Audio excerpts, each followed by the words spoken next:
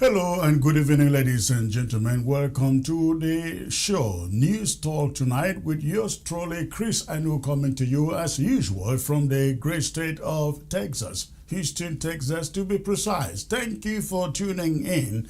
All of you joining from Africa, from Europe, from the United States, including Canada, the far and the near East, wherever you are joining us from tonight. It's a pleasure to be with you back tonight.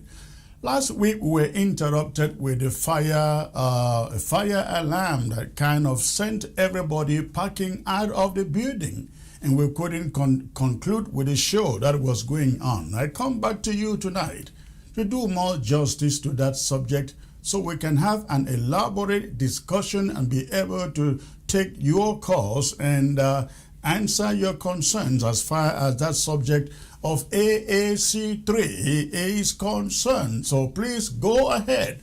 If you are not yet subscribed to this channel, ABS channel, watching by way of YouTube, please hit the subscribe button or the notification button, the bell that you find right in front of you there on the page. I will be right back in less than a minute. Stay put, please. The workplace is changing faster than ever before. Whether you work in healthcare, education, law, content creation, insurance, real estate, human resources, accounting, or nursing, AI is becoming part of your everyday job. The question isn't whether AI is coming. It's whether you'll be ready. At Certified AI Academy, we teach practical AI skills through live, interactive classes led by experienced instructors. Learn the tools employers are already using today. Invest in yourself. Learn AI now, or someone who already has learned will be used to replace you. Certified AI Academy is now enrolling for our July session. Seating is limited and available on a first-come, first-served basis. Call or text 346-271-0711 today and secure your future. Grab your opportunity now. All right, ladies and gentlemen, thanks once more for tuning in tonight. As I was saying to you last week, we were interrupted with an alarm right here in our studio building, and we abruptly ended the show that was under discussion. And I come back today so we may do a little more justice to that subject, the subject of AAC III, the All Anglophone Conference that is being discussed by some concerned Southern Cameroonians, or if you like, call them Anglophones. My talking point. Last Friday, this program was cut short by circumstance, but the conversation we started was not. If anything, the abrupt ending felt almost metaphorical, because the Southern Cameroon question itself has been cut short, derailed, interrupted, and abandoned every critical moment for nearly 60 years. Tonight we'll pick up exactly where we left off last week, and we'll go deeper. The proponents of AAC III came on this program and made their case. I listened. I gave them the floor. And I will say this: the intention taken at face value is not without merit. The idea that Southern Cameroonian stakeholders must convene, must talk, must find common ground. Nobody seriously disputes that. What I dispute fundamentally and without apology is the sequencing. And sequencing in the conflict of this complexity is everything. Let me be direct here. The core illusion that the AAC III conveners are nursing, whether they admit it or not, is the illusion that you can end this war without first confronting justice. That you can gather federalists, unionists, and independentists under one roof, facilitate a conversation, produce a statement, a communique, and somehow arrive at a consensus that sticks. They know, and I believe they know, that this will not work, not because the people in the room are incapable, but because you cannot build consensus on a foundation that has not been laid. And the foundation that has not been laid in this conflict is that of justice. Not dialogue, not consensus documents, justice. Dennis Atem said it plainly on this program last Friday, and I want to amplify what he said because it deserves to be heard clearly. You cannot sit federalists and independentists and unionists at the same table and expect them to agree on a common political destination when the war is still going on outside there, when villages are still burning, when mothers are still burying their children, when men are still in condemnation for the crime of speaking their political views. The divisions within the Southern Cameroons movement are not personality problems. They are not ego problems. They are substantive, principled disagreements about what Southern Cameroonians want for their future. And so no amount of conference convening will dissolve those disagreements while the guns are still blazing out there. So here is my argument, ladies and gentlemen, and I make it vehemently because the stakes demand vehemence. AAC III conveners are directing their energy and their resources at the wrong target. If they are serious about the liberation of the Southern Cameroons, if this is not merely another exercise in elite politics dressed in the costume of popular mobilization, then the argument, the urgent, the immediate, the non-negotiable priority is not a conference. It is a ceasefire. A negotiated, structured, internationally monitored ceasefire. That is where every ounce of organizational energy should be concentrated at this moment. Bring the fighters to the table. Bring the Cameroonian state to the table. Broker a cessation of hostilities.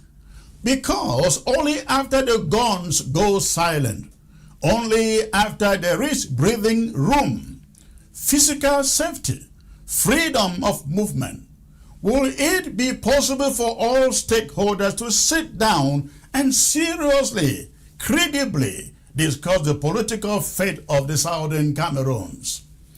A conference convened while the war continues is not a peace conference. It is a performance. And now, of all moments, Southern Cameroonians cannot afford performance. Because something is shifting in Yaoundé, and shifting fast. In approximately 1 week, it will be exactly 2 months since Paul Biya left Cameroon, or should I say abandoned Cameroon for Geneva and did not return. 2 months. Constitutionally, that absence should have triggered maybe a declaration of vacancy. It has not. And why has it not? Because the palace is paralyzed, torn between factions fighting over who gets the vice presidential appointment that Paul Biya himself, in his cognitive and physical decline, has been unable to make. On one side, the Shanta Baboke Ngongo axis, on the other, the Motaze Ayolo camp. And somewhere in the barracks, Isai Chiroma is apparently whispering into military ears, cultivating what some are already calling cool sentiment among the rank and file. Let that sink in. The man who has refused to negotiate with Southern Cameroons for 9 years is either dying already gone in every meaningful sense. The system he built to perpetuate himself is visibly cracking, and whoever emerges from that crack, military or civilian, will almost certainly at some point reach out to the Southern Cameroons. Not out of goodness, though, out of necessity. The question is, will the Southern Cameroons be ready? Because if the movement arrives at that table fractured, uncoordinated, with no consensus position and no ceasefire framework in place, Yaoundé will do what Yaoundé has always done. It will exploit the division. It will offer just enough to the moderates to peel them away from the hardliners. It will manufacture a settlement that looks like peace and functions like continued subjugation. It has done it before. It will do it again, unless the Southern Cameroons arrives prepared. And preparation does not begin at AAC III. It begins with a ceasefire. It begins with justice. Justice for the dead. Justice for the displaced. For the imprisoned. And for the exiled. It begins with ceasefire and CBM preparations. The place to start is a place of agreement. And right now, the only place of agreement that matters, the only one that can create the conditions for everything else, is a ceasefire. Everything else is premature. Everything else can tantamount to noise. Take ceasefire first. Everyone wants a ceasefire. It unites everybody.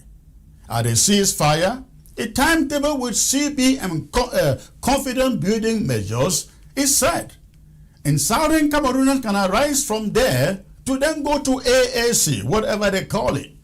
Then talk the rest of the peace process there in that order. That is why I respectfully suggest that the conveners of AAC III reconsider their priorities.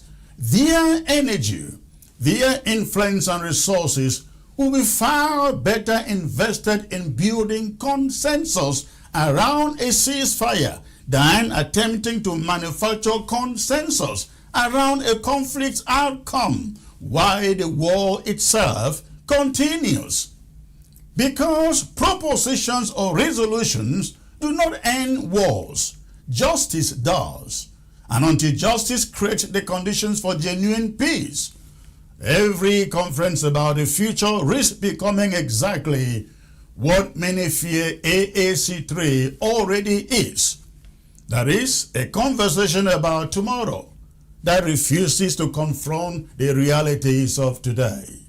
Only when a ceasefire has opened the door can Southern Cameroonians truly walk through it to decide, as one people, what future they wish to build. And that is my talking point, ladies and gentlemen. I am being joined by again, I don't seem to see my guests on the screen here. I see just one person here. If you are there, ladies and gentlemen, please you log in. Okay, I can see Brado. I want to see others. If you are here, you can turn on your camera, please. I am delighted to have Marilyn joining the show back here. Marilyn, a pleasure to have you back, ma'am. It's a pleasure to be back to discuss with our people about our future. It's always a great time when we come together to talk about our future. And I'm looking forward to a spirited debate in the context of our historical heritage, the force of argument and not the argument of force. Thank you. Well, right here we do the force of argument because we don't wave guns here. We do the force of argument. Let me bring in Brado. Brado, please centralize yourself in camera and bend it down slightly, please. That is good. All right. Pleasure having you back here, sir. It's a pleasure having me, Chris, and thank you for being a part of this very substantive debate. I'm looking forward to a spirited debate with the other panelists this evening. All right. I see Sama Thomas also has logged in. I think other than him, I do not see the other guests here yet. Sama, great to have you back on the show, sir. Thank you for having me, Comrade Chris, and let me say hi to fellow panelists, especially my comrade Tabenyang and the lady who just spoke about making a consensus for Southern Cameroon's crisis to come to an end. All right. Thanks. Let me start with Brado. Tabenyang, you probably listened to my monologue last week and you listened to that for today. Compare that to the aspirations of those calling for AAC III. Do you think those calling for AAC III, are they on the right path to sorting out a solution to the 10-year-old conflict? If not, what would be that right path? I think they reserve the right to call a conference as a place and time of their choosing. That is within their own rights as people from Southern Cameroons. But is it what is needed at this time?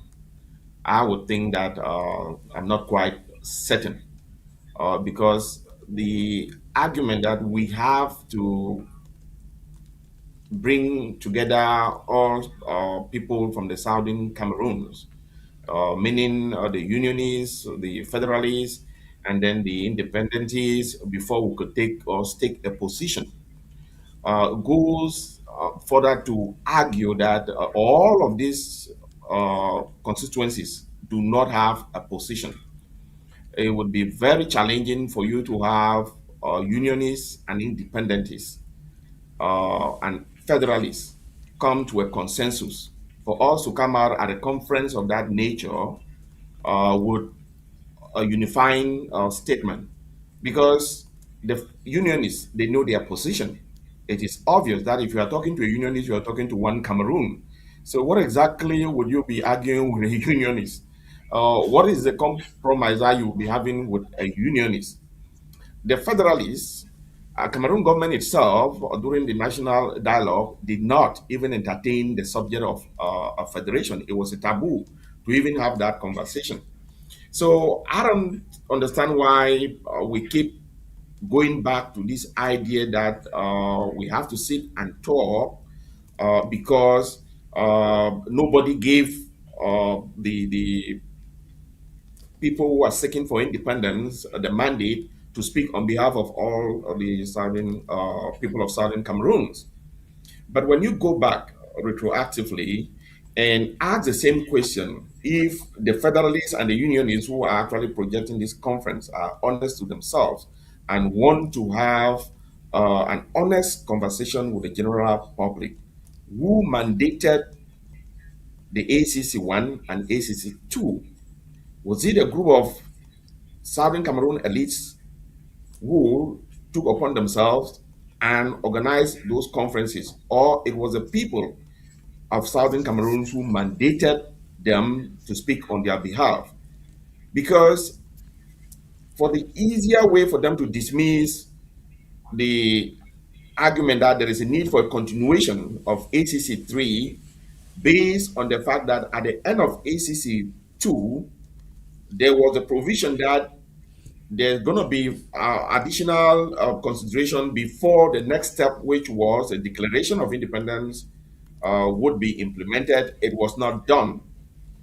Completely negates the argument of the independentists that Conclave 1, Conclave 2 was also a consultation of the people of Southern Cameroon that mandated and gave the authority to Sese Kujulu Sayutabe to declare independence on the 30th of September, breaking October 2017, if I'm not mistaken.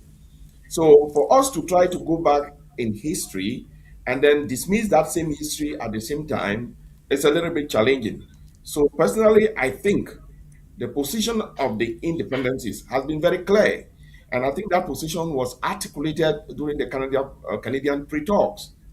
Cessation of hostilities, the holding of a dialogue without preconditions, the involvement of a third party, and that conference or convention should be held out of Cameroon. So I don't know the argument that we're going to sit back there and come out with a statement that is going to be broad and representative of everyone out of these four basic points that have been presented to the international community and the Cameroon delegation that took part in that pre-talks in Canada.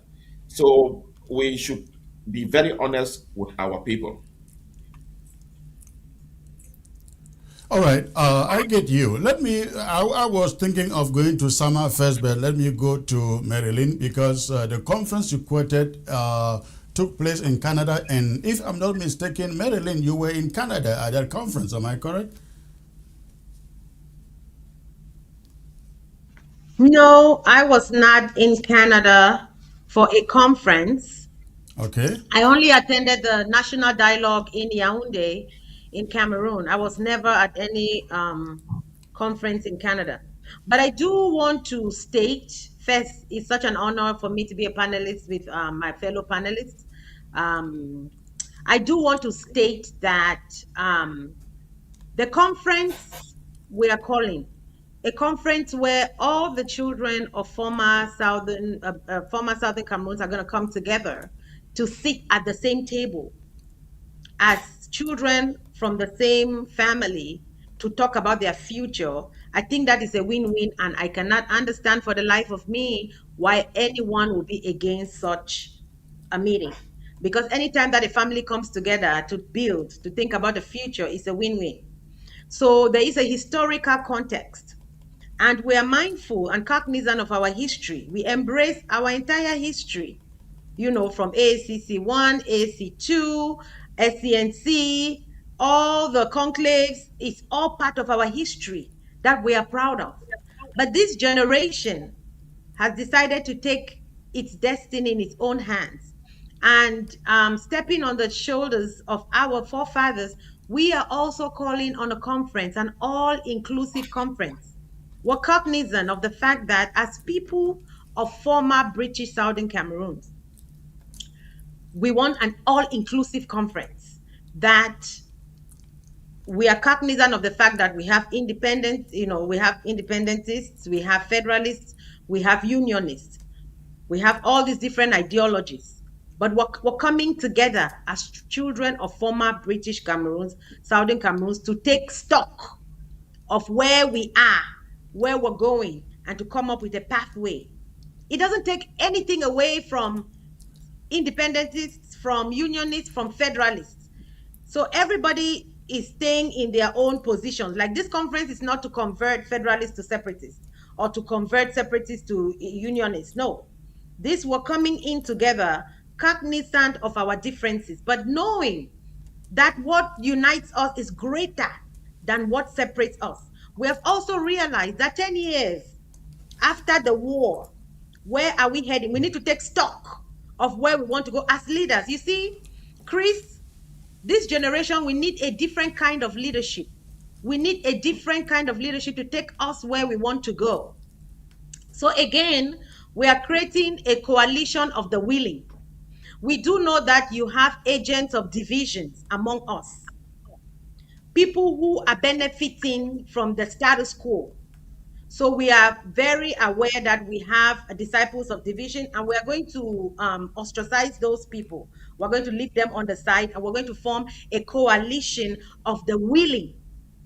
Because we know that when children from the same father come together at the same table to take stock, any good manager, from time to time, you need to come together and take stock of where you are, your losses and your wins, and come up with a plan on how to move forward.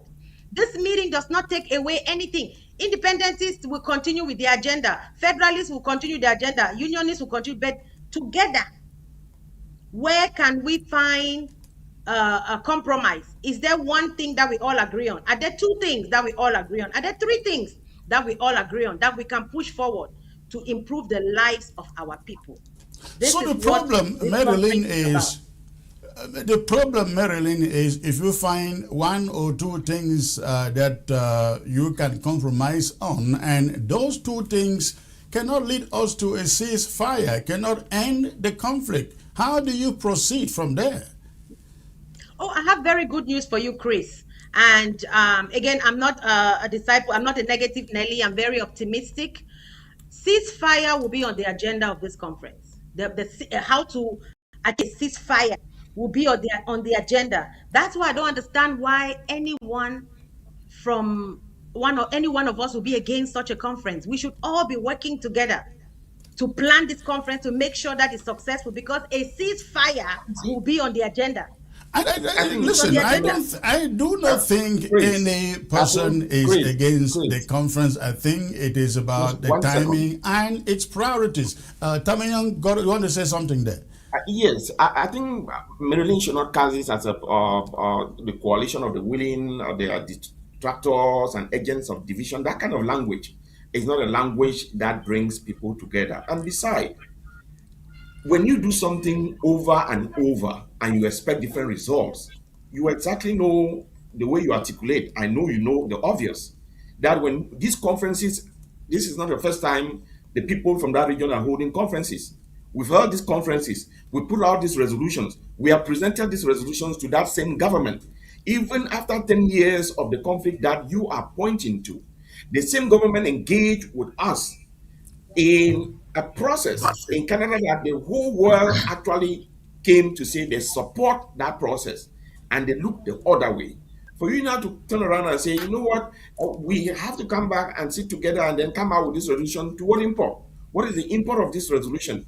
What are we going to do with this resolution? And if we cannot enforce this resolution, what exactly, without you having the elements of enforceability, what would be the purpose of this resolution, that all of us come together and sit and say, all right, we agree on this resolution, and the other party that you people have pointed to, because we've met with several notable and credible individuals from that country that have demonstrated, from the church to the civil society, that have demonstrated their intransigence in actually addressing the root causes of these problems.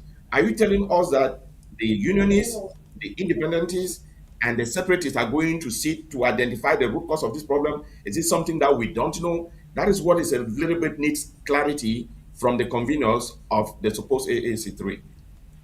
No, I thank you for that fact. The root cause of the problem is not on the agenda, because we are actually doing town halls. We've actually had so far 2 town halls. We're talking to the youths. You see, a lot of us are quite old. As you can know, majority of our people are under 30. Over 50% of our people are under 30 years. What we're hearing from them is they want jobs, they want opportunity. You know, there's been a lot of politicking, but they are faced with their lives, you know. I tend to find some leaders from our territory very emotional, because as you know, politics is not a time to be emotional. We need to be strategic. We tend to be very emotional rather than strategic. You know, La République is playing their grand chessboard game. They have a game, they have a strategy to maintain power, and we tend to be emotional. We don't operate with strategy. Again, you talked about, you're saying When that you the say we conference tend is to not- be emotional, I'd like you to expand a little bit on that. Yeah, because in the past, you know, if you don't, you need to, in politics, you push the can a little bit, get what you can. Push a little bit, get what you can. I heard my brother said that we've had conferences Nothing has been obtained from the conferences, but that's because we've not been consistent. We've not been consistent because you look at the GC board, that was an achievement. Because again, we need to be honest. We need to be honest to our people. No matter how small the gains are, you talk of low-hanging fruit, there are gains, and we needed to continue pushing. You have the University of Biya that I graduated from. It's all part of the efforts from our forefathers that they did their part to get something for us. You know, you have the current House of Chiefs. You have more funding from the local councils. So we need to continue engaging. By us not engaging, no, but whatever we can get from the young people, because while we're engaging with the young people, what we're hearing is that they want opportunity, they want jobs, they want, so whatever we come together and strategize on what we have To give them short-term jobs. goals, long-term goals, not only jobs. You talked about a ceasefire. People want security. People want opportunity. Because we in the diaspora, our lives are good, but you have people back home don't have opportunity. And this is what we're hearing from them. Say, yes, All yeah, right. that old people, they like politics, whatever. Marilyn, We you need hold this on all. there. You hold Yeah. on there. Let me bring in Samuel Thomas into the conversation. You just mentioned your attendance at the Grand National Dialogue, and we know that what came out of the Grand National Dialogue was something called special status. You mentioned the Hanging House of fruits. Chiefs. You mentioned the regional House of Assembly. And there was also this commission led by Musonge. I've forgotten what it was, Bilingualism something commission. If one should look back from, that was in 2019, you look back, how many years today? 6 years. Actually 6 or 7 years today. You realize that Grand Assembly offered nothing to Ambazonians, Southern Cameroonians, vis-a-vis the grievances that took them onto the streets in 2016. But let me ask Samuel Thomas. Samuel Thomas, is it true that all that Ambazonians, Southern Cameroonians, or call them Anglophones, is it true that all that they just need are jobs, schools, food? Is it what they just need to say, let's end the war, let's end the conflict, let's surrender to La République du Cameroun, sir? When one listens to a person like Mirolene, I don't know if I'm pronouncing the name well, you'll be wondering if she's really in the planet that some of us are living there. And it also begs another question for me to ask Mirolene. Did Mirolene ever go to the streets of Bamenda in the 90s to protest for the GC, for the creation of the GC board and the University of Biya? The way she talks shows that she never went to the street to protest to achieve that university, or us, Mirolene will not be talking about our forefathers. For I was on the streets of Bamenda protesting for the GCE board like the University of Yaoundé. Secondly, Mirolene is talking about hanging fruits, that we should pick anything that is hanging below our reach and run away with, for that is an achievement. Meaning, what Mirolene is telling us now is that the special status that she went to Yaoundé to advocate for was an achievement for the people of Southern Cameroons, and we should now stand up and say hooray to the Middleese who went and betrayed us in Yaoundé to bring back, or brought to us, a special status given by La République du Cameroon to the people of the Southern Cameroons. And Mirolene is not even ashamed of himself to tell us that she brought us special status, of which there is nothing in that special status that has improved the life of the Southern Cameroonian man on the street. Let me go to the myth that people like Mirolene are spewing out there, that who gave independentists the mandate to be fighting on their behalf of the independent Southern Cameroons. Mirolene, I want to draw your attention back to September 22, 2017 or 2018. The millions of Southern Cameroonians that were out on the streets on that day, who brought them out. If you can determine who brought them out, then you know where the mandate of the people of the Southern Cameroons is lying. I want to draw your attention back to October 2018, the thousands of people or the millions of people that were out in the nooks and crannies of the Southern Cameroons. That will tell you exactly who command the people of the Southern Cameroons and who is commanding who is having their mandate on their soldiers. Is not that of the likes of Middle East, who want a special status, of which there is nothing in that special status. Secondly, Middle East, you are talking about the employment of the youths in their 30s. They want jobs. What magic is Middle East going to create for these youths in their 30s to have these jobs, of which La Republic is pushing all their citizens who do not even speak English into the Southern Cameroons to come and teach in our schools? Our courts that are common law courts are being manned by La Republic citizens speaking French, asking our people to look for translators to come and translate their cases into French before they can be handled. So how are these youth, whose magic is Middle going to create for Southern Cameroons to have jobs? Our problem, the problem of the Southern Cameroon people is not job, Madame Miroline. We do not seek for job from La Republic. What we seek for is justice. Once justice is gotten, jobs will come. For the moment, we don't want jobs. And again, let me just handle this issue of AAC 3 and 10. Miroline, I don't know the type of resolution that people want to bring now in AAC 3. Have you read the resolution of AAC 1 and 2? What is the difference? What magic or what type of resolution do you want to bring now forth and place in front of the people of Southern Cameroons that wasn't discussed and accepted in AAC 1 and 2?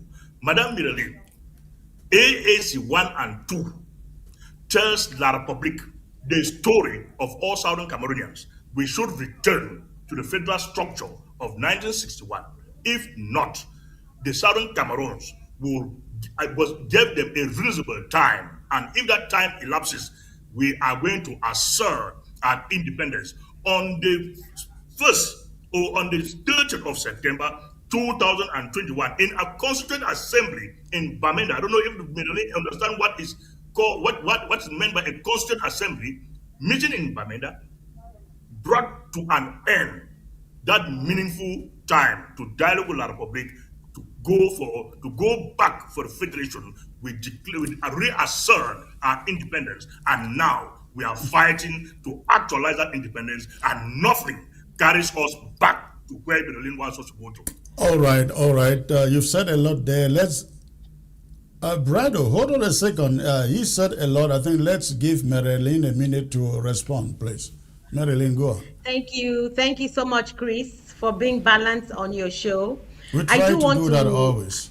Even if I don't like you, I do it. I appreciate you. And I want to respond to Mr. Sama.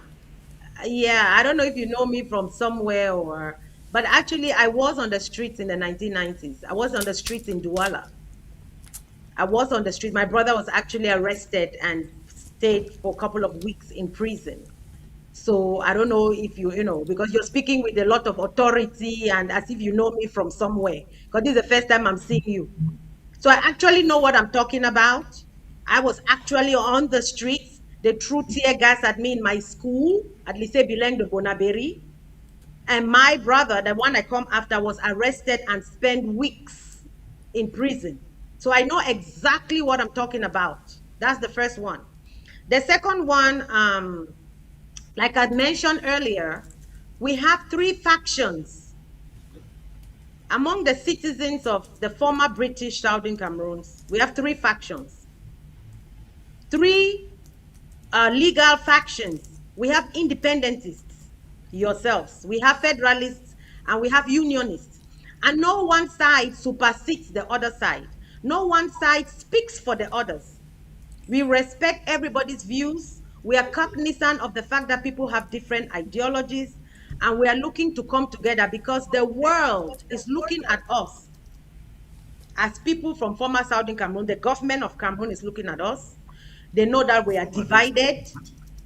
They know that we are divided. The world, the international community is looking at us. Those people cannot come together. They are divided. They are fractionated. Even within the independentists, there are several factions. So we have realized that this is a weakness.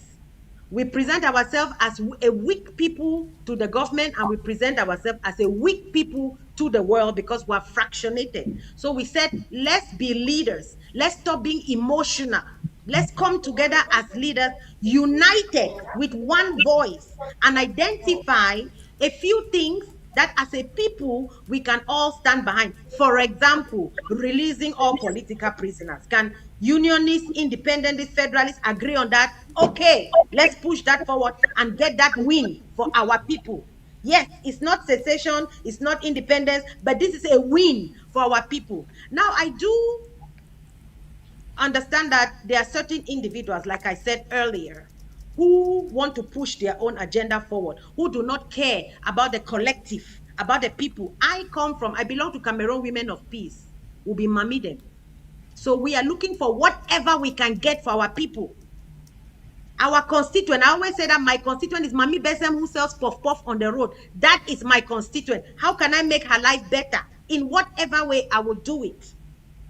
So we could agree to disagree. Like I said, this is a meeting. We have realized that in 2027, on the eve of 2027, 10 years after the war, it's time for us to come and do a SWOT analysis. Like every intelligent businessman, any intelligent manager, operator, you come and take stock.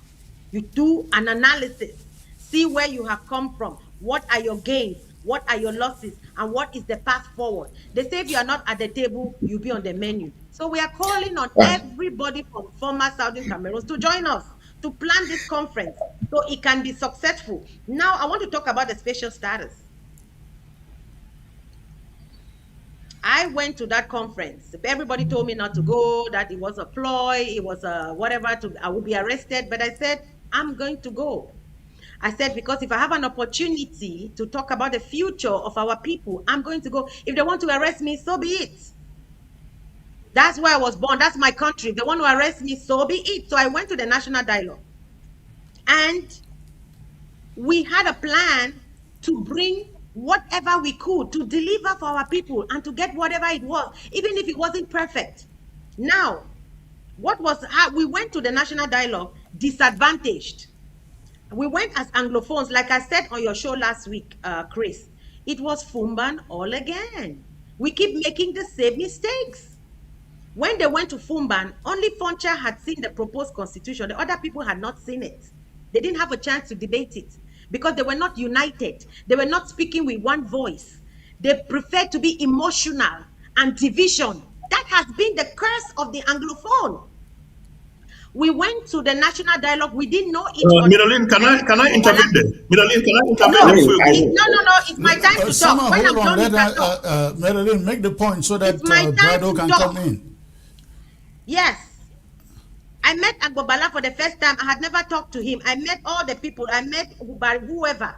We were not united. We went to the national dialogue. We didn't know each other. We were not united. We didn't have a plan. So we were going with the wind. Wherever the wind blew, it's there. The second day, we decided to start having meetings in the evening. After Palais de Congrès, we'll meet at the Monfebe in the evening and try to start strategizing. It was too late. We were supposed to go into the national dialogue with a plan. So we have decided that not again. This generation, we are going to decide to start working together. We are going to keep emotion aside. All the different factions. We are going to form a coalition. We are going to start working together. Yes, we know that we have ideological separations. We have philosophical. I think. Marilyn, hold on a second. Go ahead. Let me ask you one point. You said there are a number of points on which we both, different factions, the unionists, independentists, federalists do agree on. Why can't we agree that let's start with securing a ceasefire, just this one item? And after we secure a ceasefire, the next question, and then we know the CBM, that is confidence building measures, right? We have them on table. We now say, okay, that every Southern Cameroonian come together. Let's work out a plan how to move on from here. Because I think without a ceasefire, there are people in jail that should be in some of these meetings, AACs or whatever name you give to it that you are talking about. If we have a ceasefire, they are there and present to participate in some of these things. And a ceasefire is very uniting because I think nobody objects to that. How can we start from that one item? Chris. Okay, Brado, yes? Yeah, I think the other day at Comrade Atenkan said it's a complete waste of time. And I'm beginning to see that it's a complete waste of our time. Because if you listen to Marilyn carefully, any discerning mind would see that we are trying to simplify the issues and we have reduced them to some kind of a meeting to talk about the economic and social conditions in the two English-speaking regions. How can you be talking about those conditions now in a state of war? I think that their priorities are not right. And the idea, the main idea, the myth that we are so divided, when we went to Canada, even as independentists, in the pre-talks, it was clear that we came out as a single bloc that faced La République du Cameroon. So the argument has always been, if La République du Cameroon is not afraid that when it comes to a dialogue table to engage in substantive discussions as far as the situation in that country is concerned, you would not get the divisive voices that Marilyn is trying to portray. How can she sit here and tell or your audience that you need to have unionists to make an assessment or an evaluation of a war that they were not involved in? The Federalists have not been involved in the war. It is the independentists who have stated their position, which a lot of them try to ridicule that position now, that if you point for the last 10 years, what was achieved during the last 10 years, that nothing that the independentists have achieved. So it is the duty of the independentists to say we are going to have a conference of our own doing to evaluate what we have achieved in the past 10 years and the way forward. For you to commingle everybody together with people who from the beginning have not been part of this process, how do you genuinely have a unionist to make an evaluation of a war of independence that they have not been involved in? How do you get a federalist to involve in a war that they have pointedly indicated that they prefer to resolve the conflict internally with Cameroon? So I think they are called to have a conference with the people that she's saying coalition of the willing. There is nothing wrong for unionists to have their conference. There is nothing wrong for federalists to have their conference. But if she can convince those unionists and federalists, I don't think that any discerning or rational thinking independent would at this time embrace a conference that is going to have all of these factions to talk about. We are going to evaluate what we have done, the children of this generation. All of us are leaders of this generation. No one is older here. We were in the 90s. We know what happened during the 90s. Some of us, like sitting here, she has not met me before. I was kicked out of that country when I was not even involved in the politics. So the pain that you think that some of the people on the ground are suffering, we know about that pain. We have conversations also with the people on the ground. The priority is not about bringing jobs or education. And the whole argument is talking about, oh, schools have not been going on for the past 10 years. You know, it's a fallacy. Because every year you see this graduation from the University of Biya, that you are an alumni, to the secondary schools. And when September gets around like this, we have all of these shrewd talking points about the importance of education, as if those people who decided to fight against these injustices did not or do not even recognize the role of education in that country. We should be upfront and honest with our people. At this time, a conference to talk about economic challenges in the two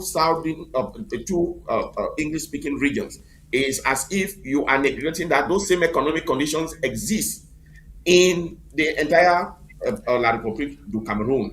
Our priority is not about the economic issues. It is because of those economic issues and the injustices that have been meted out to our people for the past 60 or so years that instigated the outbreak of this crisis, that we can no longer continue to subjugate ourselves to the whims and caprices of what crumbs are falling down from Yaoundé. And you are just telling us that no, let's just go, let's get as much as we can. Those low hanging fruits will be jobs. I don't know where they are going to create jobs in that government. You know very well that the government is inebriated because of the level of corruption that has existed there. For you now to tell us we are going to sit in some conference, maybe in Biya, Limbe, or out of the country, and talk about job, education, and the living conditions of our people, and then submit those resolutions to who? The government in Yaoundé to do that? Or you're going to invite the same those of us who are here in the diaspora that you people have decided that, oh, we have been the problem to come in and invest in a country that do not even recognize you because you've left the country. I think we have to be very, very serious when we are engaging in this kind of conversations. So, yes, Marilyn, go in For, there. for, A lot has been said. Let Marilyn come in the summer, please.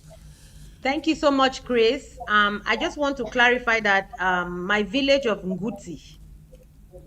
I thought you said you're from kids, Manu. Akwaya, precisely. Yes, yeah, my father is from Manu, is from Nguti, and my mom is Ejagam. I'm not from Akwaya, I'm from Kembo. So Okay. I'm from Nguti and Kembo. So contrary to what my brother Brado is saying, my village Nguti, children have not been to school for the past 10 years. So this is the first year we're trying to make sure that they go to school. I think that some of the problem with the people in the diaspora is that they're out of touch with the reality on the ground, with the needs of the youth. I'm going to read a message that I got from one of the young people on the from one of the people on the ground as to what their priority is. Because Chris, you are saying that the priority should be ceasefire. So I'm going to read you a message. It says, "Why are people being defined by the preference of the form of state? The form of state is not the problem with us. The problem is greed, disrespect for human dignity, master-servant mentality, which continues to be pervasive. What is the plan for education, job creation, infrastructural growth, access to capital? No one is talking about these things." And you see, Chris, this is a difference in approach. I see my brother Prado and my brother Sama are saying that Prado is saying that he doesn't see where jobs can come. But you see, this conference we are planning, we have committees that are working. We have the committees for economic growth, and some of the ideas they are putting forward for job creation is brilliant. And I'm excited as to what we are going to be able to achieve. So I think that we are putting this in front of our people. It's left to our people. Clearly, there are two paths. You have a path of people who want to continue war, who believe that there's no way to create jobs. They don't want any us to talk among ourselves. They want to continue among this path. And then you have the path of the people who bring people together as a family on the same table to do a SWOT analysis and to look to come up with a plan for the future and to create jobs. So it's left to our people to choose. Like in the Bible, the way they said, choose who you're going to follow. It's left to our people. But me, as I said, as a mother, my hope is that you will not judge the conference even before the conference has held. You already declaring the conference a failure, it cannot work. I think that you should give the conference a chance and you should come on board so that we can work to come up with a successful conference, because ultimately power belongs to the people. What we deserve, we have the yam and the knife, and we are intelligent enough. I don't think that Marilyn remembers that there was a blueprint from the beginning of this conclave. That is an economic blueprint that was even presented by Milan Akam, which is probably maybe one of the individuals that you're working with. Even your own convener, Professor G, was part of the economic team that had actually put together. I was a member of that team. So for you to say that we are here in the diaspora where we lost touch is not true. And you cannot tell me that schools have not been going on in Nguti for the last 10 years. 10 I days. have people in Nguti. I I have people in Manu. I am from Manu, where it was the heartbeat of this crisis. I can tell you, for those past 10 years, even in my own village, Bisongaban, people have been going to school. PSS Bisongaban is in full force. Whatever you're going to say there, let's get these numbers. You can't just pick some random kid, say this is their priority, and you take that and generalize that this is a representation of the entire region. That is not true. I do not have a problem if you are organizing a conference to say the unionists, the federalists, or the unionists are going to talk about economic issues in the two regions. That is fine. But to commingle everybody together and say we are children of the same family, we have to talk about these things and look at the low-hanging fruits, that is what is throwing us off. Because we can't have our people in jail. We choose to go hold these conferences, and we have held these conferences multiple times. The results have not changed. So that is where we disagree. Not because those of us are here, you are trying to paint us as if we like war. No, nobody likes that our people should be killed. But we cannot continue to face an enemy that has demonstrated their level of intransigence and despise the people from that region and think that everything is okay. How do we stand up to them? Because when you people fault us that we stood up to them, maybe going towards war, the federalists, the unionists have stood up to them for 60 years. Nothing has changed. You can point to those little things that, okay, this one happened. Even the University of Biya, they have almost taken it over. CDC has been moved, the headquarters have been moved to Yaoundé. The port, for how many years? Nothing has been done. In Akwaya that you referred the other day, for 62 years, there's no single road in Akwaya. I am from Manu. And we keep thinking that, oh, we're just going to sit and have this little conversation, or people are very emotional. No, we should be serious with our people. That's what I'm going to beg. Chris, unfortunately, Chris, Miriam raised some two issues that I want to handle those two issues. Sama, before you go on, there is something making extra noise in your background. I think you have another gadget that is making noise in your background. I hear it. So take care of that and go on, please. Okay, when you are in the house with people that cannot understand with you, you always find this type of problems. I've actually drawn her attention that she's making noise and the noise is coming out through here. But she will not listen. Go on. Anyway, Marilyn pointed out something about Fumba. Marilyn, I don't know if you've ever been opportune to read the two alternatives so far as the Southern Cameroons and La Republic is concerned. If you've been opportune to read the two alternatives, you will not talk about Fumba, for Fumba was a known event, and you want to repeat Fumba like you've done so by attending Mr. Paul Biya's national backlog or whatsoever. That was a repeat of Fumba. For your information, if you've not been opportune to read the two alternatives spelled it out that if the Southern Cameroons vote in a plebiscite to join the Republic or La République du Cameroon, there will be a post-plebiscite conference, and that conference will be organized by the United Nations to come up with a constitution for the two nations. And the position of that conference will be the government of the Southern Cameroons, the government of La République Cameroon, the government of the administrative authority, which is the United Kingdoms, and representatives of the United Nations. And the name was already given by the United Nations, which was the United Federal Republic of Cameroon. I heard you've been repeatedly saying former Southern Cameroons. What makes it former if it is not Southern Cameroons, Marilyn?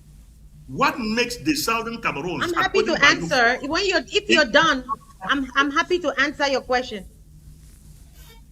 So okay, now, thank you. What people are doing, organizing another conference. Let me be factual with you and Frank.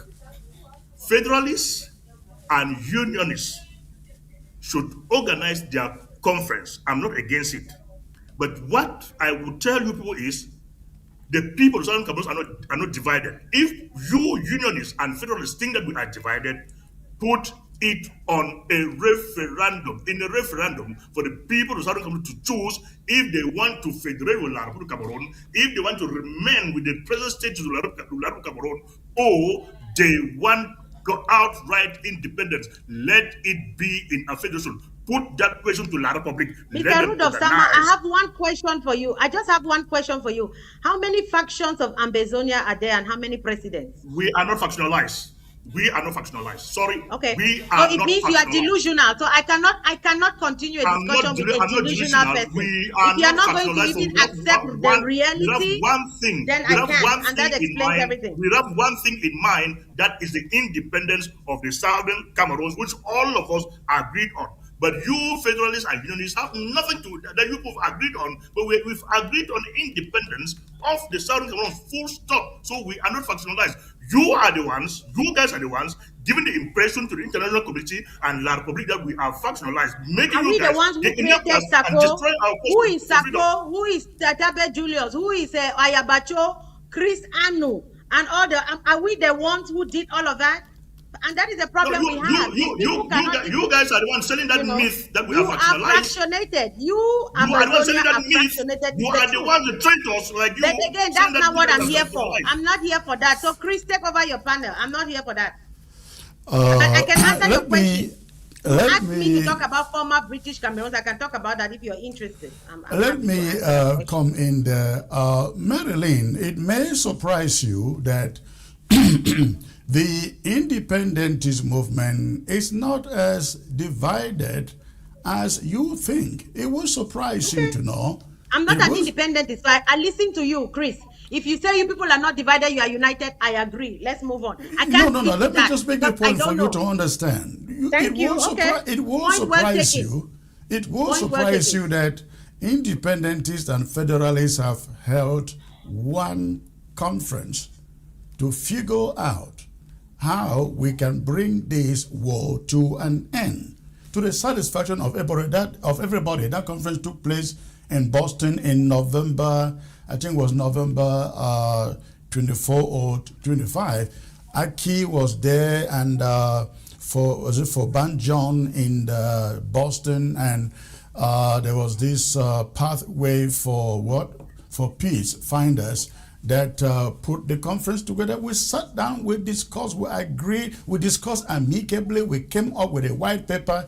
You will be surprised, somebody was actually delegated to Yaoundé with the resolutions from that meeting in Boston.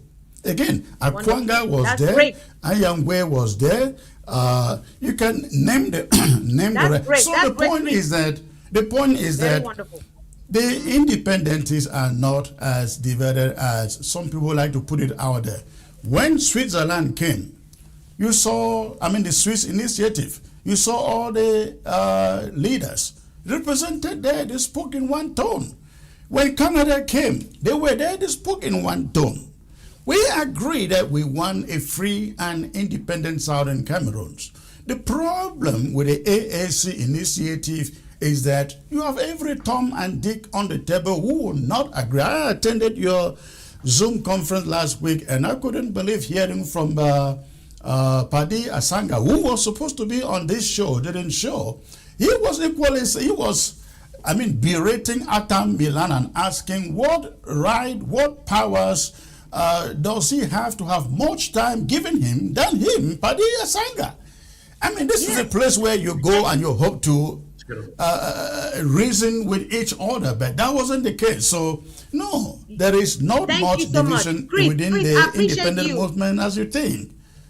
Chris, I appreciate you. And for me, I support any time that our people come together on a table to discuss. It's a win for us. And you will always see me supporting that. I will never be against our people coming together for ourselves, because no one is going to help us except us. So now what I need for you guys to understand that we are in the middle trying to bring people of different leanings together. I'm so happy that you got to witness Padi. And Padi, you have people at home who have told us that if they catch some of this independent, because, I don't know whether you guys are aware of the full picture. I've had people calling me from jail from Conde. I speak to people from Kondengi. I don't even want to say a lot. People are bitter, Chris. You have people whose businesses, people have lost money. I had somebody who their family collected all their money in America and built a hostel in Bambili.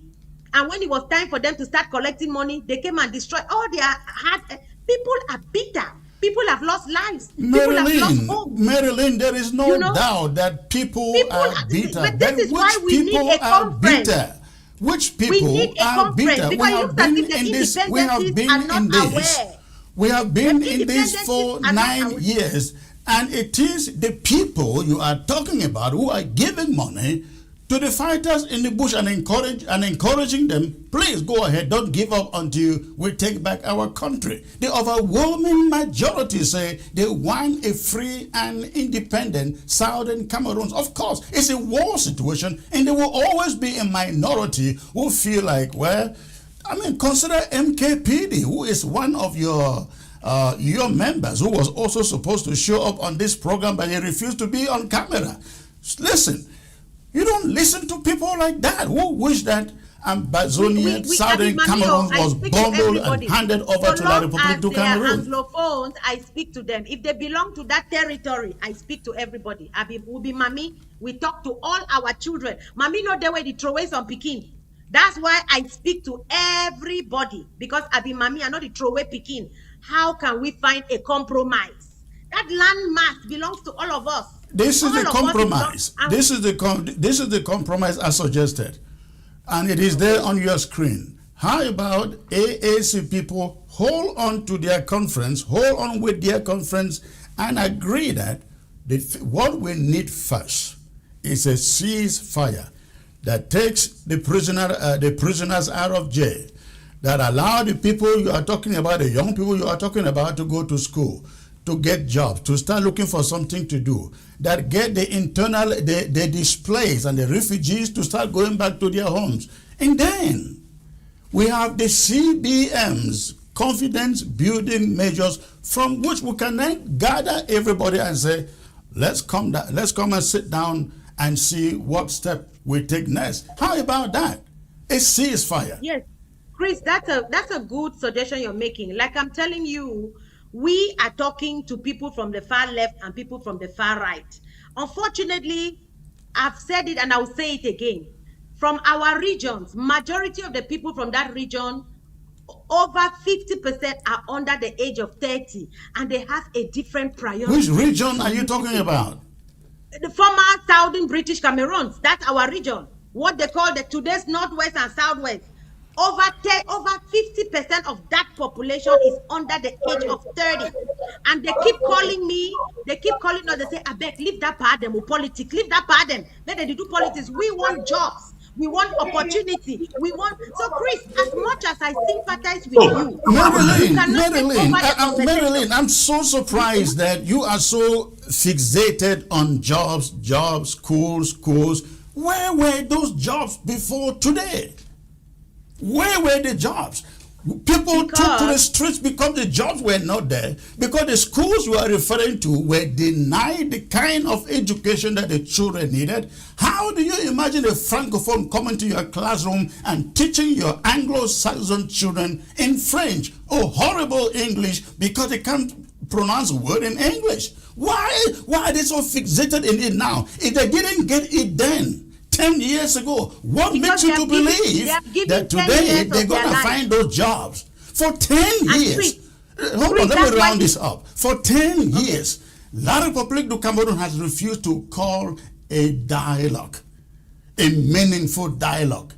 La République du Cameroon has refused to say, we are sorry, this war was never supposed to be in the first place. Let's come together like brothers and sisters that they always call us, and let's sit down. And they have not done it for 10 years. They keep killing your fathers, your mothers, your children that you are referring to for 10 years. No attempt at dialogue. And you think that it is time to send them back to school, give them jobs? From where?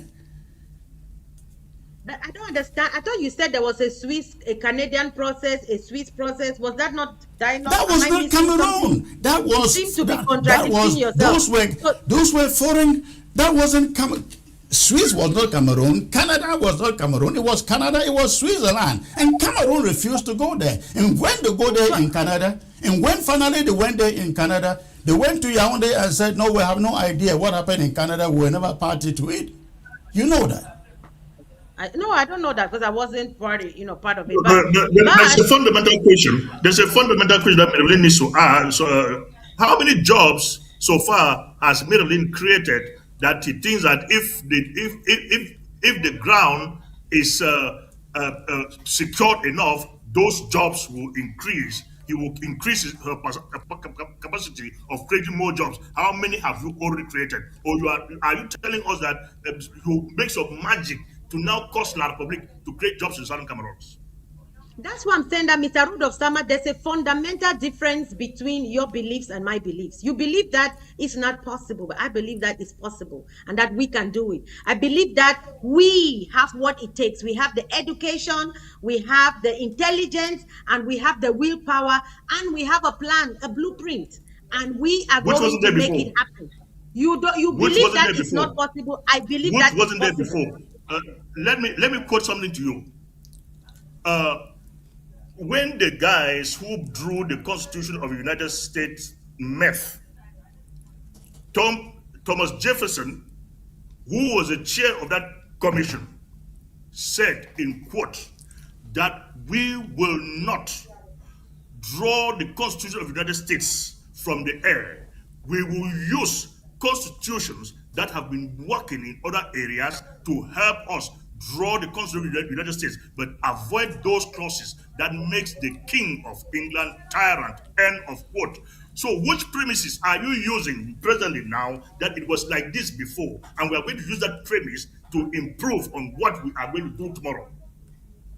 Mr. Sama, your example to me, I'm a Pan-African. I don't look to the West for my solutions, because before America formed, we had ancient Egypt. We had great nations in Africa. I come from the Ejagan people, that were so I don't look to the West as a blueprint for whatever we are going forward. And by the way, the people you call, all those people you call, had less education than me and probably Prado and probably Chris. So I know that our people have what it takes, and power belongs to us. We have what it takes to push our way forward. And you talked about the special status earlier. And yes, I was part of those that argued for something to take back to our people, which the special status is what we got. And I'm very proud of that. The special status was meant to give autonomy, some form of autonomy to our people. But again, we became emotional. As soon as the special status came, instead of us falling behind it and forcing the powers that be to give us enough autonomy, we again started going around saying there's nothing special about the special status, and the government capitalized on it. But exactly the point. What was special, Madeline, about special status? What was special about special status? Chris, as a manager, you need to know that you do a pilot project. You don't go and do a huge project like federation or independence. What was special? What was special about special status? And the special status is that pilot project. What is it, the pilot? I want you to name it. The international committee, if we cannot take the special status and run with it and maximize it and get everything that we can from it, nobody will give us federation or independence. Madeline, I am still asking you, you are talking about taking the special status and running with it. I'm asking you, what are we exactly running with in the special status? Autonomy. And autonomy.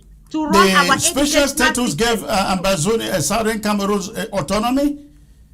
That is the premise of the special status. With the law, we can stretch the law. We were there. The Constitution gives us, the special status is the legal framework, a framework through which we can practice autonomy and self-determination within the Union. It's constitutionally legal. And I call it a pilot project. If we have not yet gotten everything that we can from it, why will we be pushing for more? If they say small catch monkey, small catch monkey, and getting federation through the back door. How exactly, Marilyn? We are so divided. No, tell me how you were going to get federation. You will recall that in that meeting. Give me a moment here. Let me You will recall that in that meeting, so-called Grand National Dialogue, those who dare raised their voice and talked about federation, like Agbobala, John Frundi, they were booed in that hall. And here you sit here telling us that we should have gotten it because it contains some federation. I was in that committee. I was in committee 9 or whatever. I sat right next to Agbobala. That's not true. Frundi was not booed in that meeting when you raised federation. Frundi was not in the same committee like me, so I cannot speak about Frundi. Well, the videos are out there, actually. The videos are out there where Frundi, even Agbobala has complained that they gave no room for that. Agbobala was never booed. Agbobala was respected. He has said that himself, and the videos are out there. But let's move on. I want us to agree on something here, Marilyn, because I want you to know it is not like Chris Anu is saying no AAC III, no whatever you call it. But I think we have to put our priorities right. If we can join our hands, whether you're a unionist, if you really care about those children you're talking about the jobs you're talking about, and so on, we can all agree, unionists, federalists, independentists, let's hold Cameroon accountable and squeeze them until there is a ceasefire. Knowing that when a ceasefire is on the table, you and I can now come together and ask ourselves, what do we want for the future of the Southern Cameroons, Ambazonia? If we disagree on federalism, if we disagree on independence, if we disagree on one Cameroon, how about a referendum among ourselves? I agree, Chris. I totally agree with you. I think that we should all work together to make sure that this conference is successful. We come together, and on the agenda of this conference, we have all of that. We show the world that we have matured. We can lead ourselves. We can come, although no matter our differences, we can come together as mature people, take away emotion and be strategic and come up with a plan for our people. You can't keep using emotions to evade the real issues. It is not correct. You don't have the interest of it. You think that after fighting for 10 years, October will make it 10 years, Southern Cameroonians and Ambazonians are just going to wave the white flag of surrender and walk away and say, let's see what Cameroon give us. And by the way, Marilyn, I'm so shocked. Why do you think that in 1961 you joined La République du Cameroon as a sovereign state? Two states coming together, they always tell us that.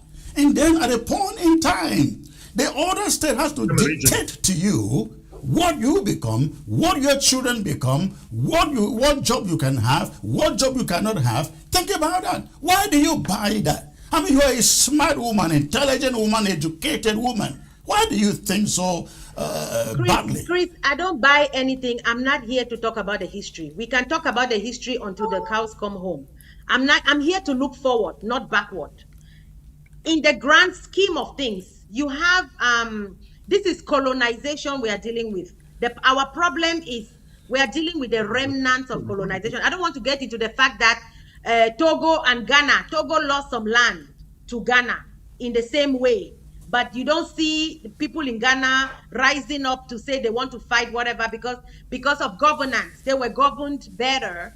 And so we don't have that problem. I, as Mami, I'm looking forward for our children. How can we make it better? There's geopolitics, you know that. We are not looking at former Southern Cameroon in a vacuum. We are looking at it in the whole world, in the context of geopolitics.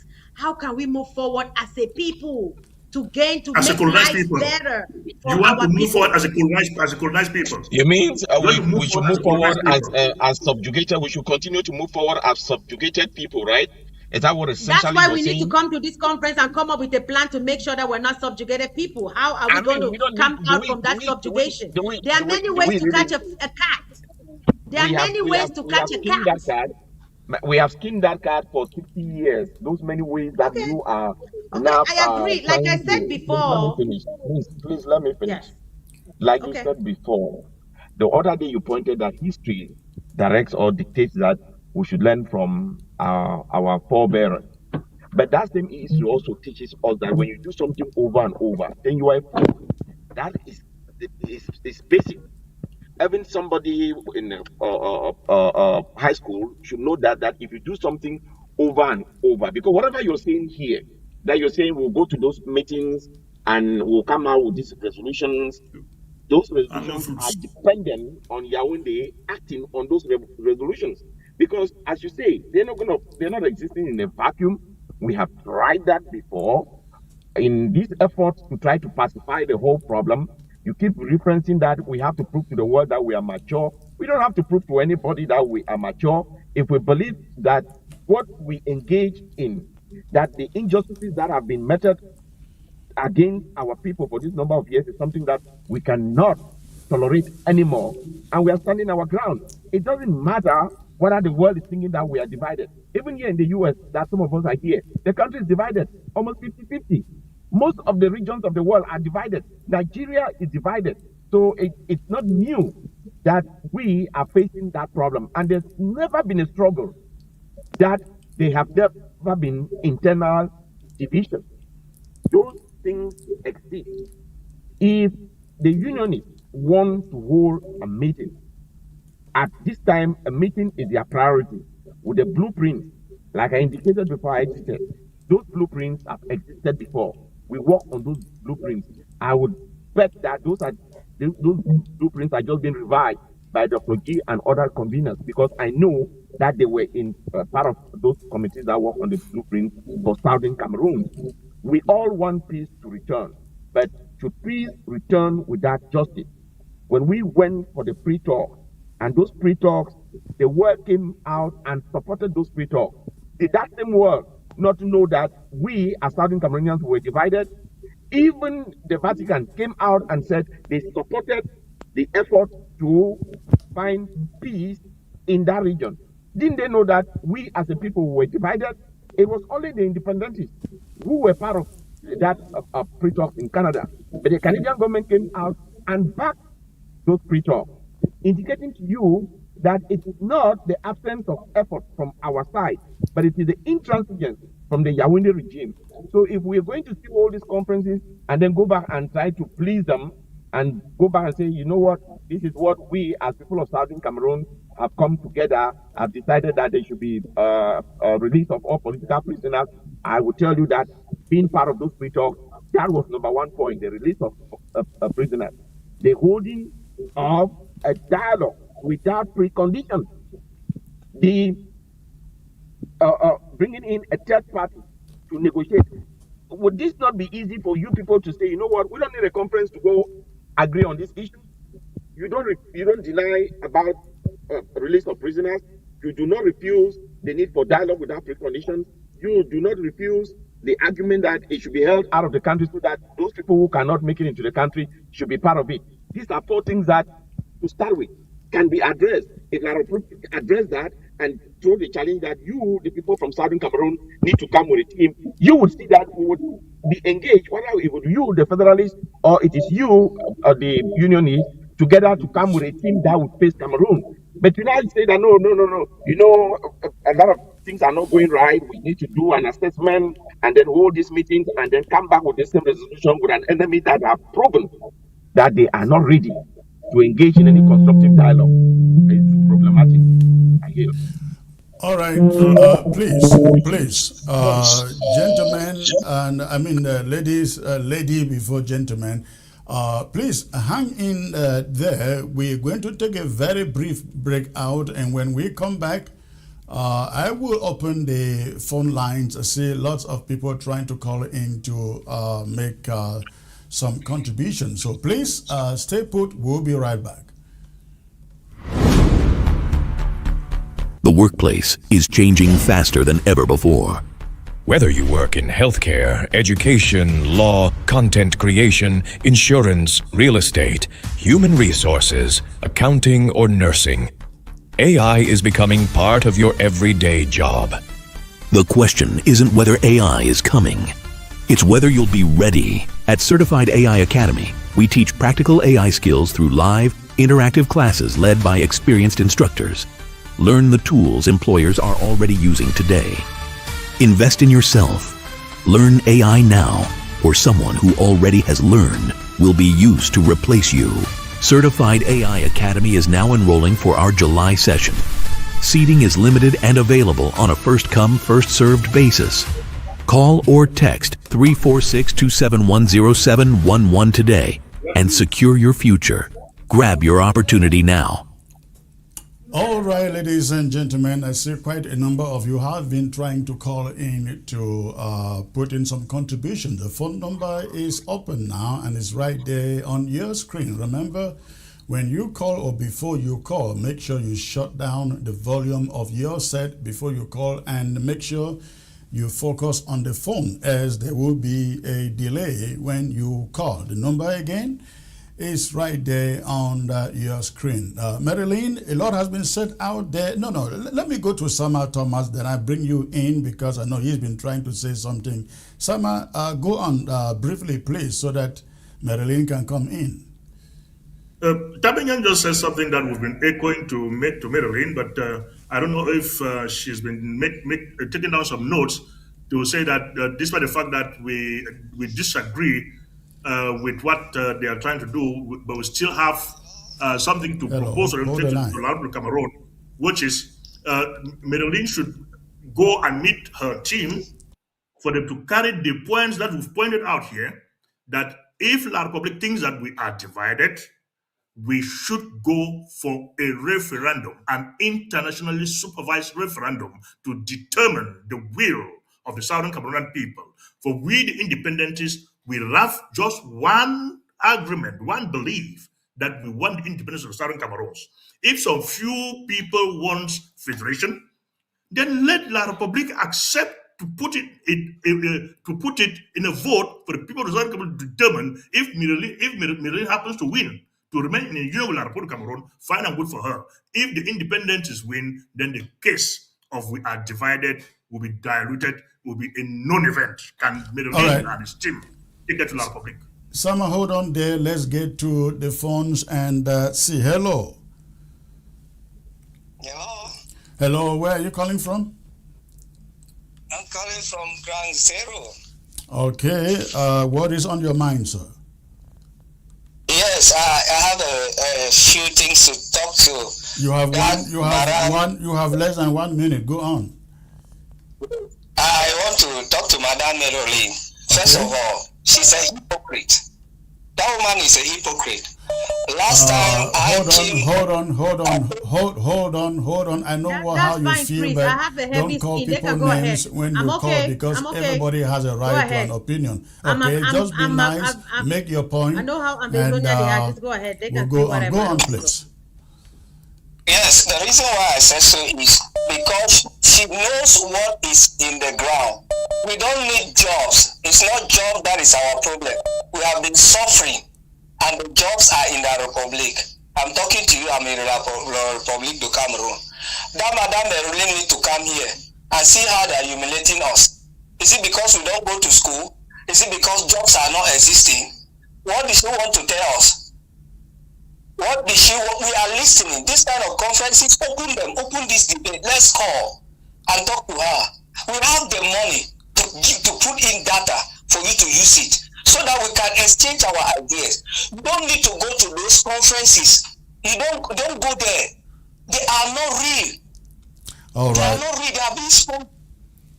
Those things are sponsored by their own people that they think that they love the people. She doesn't love the people of Guti. All right, thank you. All right, thank you, sir. She doesn't love it. Thank you for raising the point. So I'm trying to understand. He says what there are jobs in Southern Cameroon. What is he saying? That there are jobs? Hold on there, Marilyn. Hold on there. You will come back and respond. Hello. Hello, sir. Good evening. Good evening, sir. Where are you calling from? This is Jeff from Berlin, sir. From Berlin. What is on your mind, sir? Yes, come to Chris.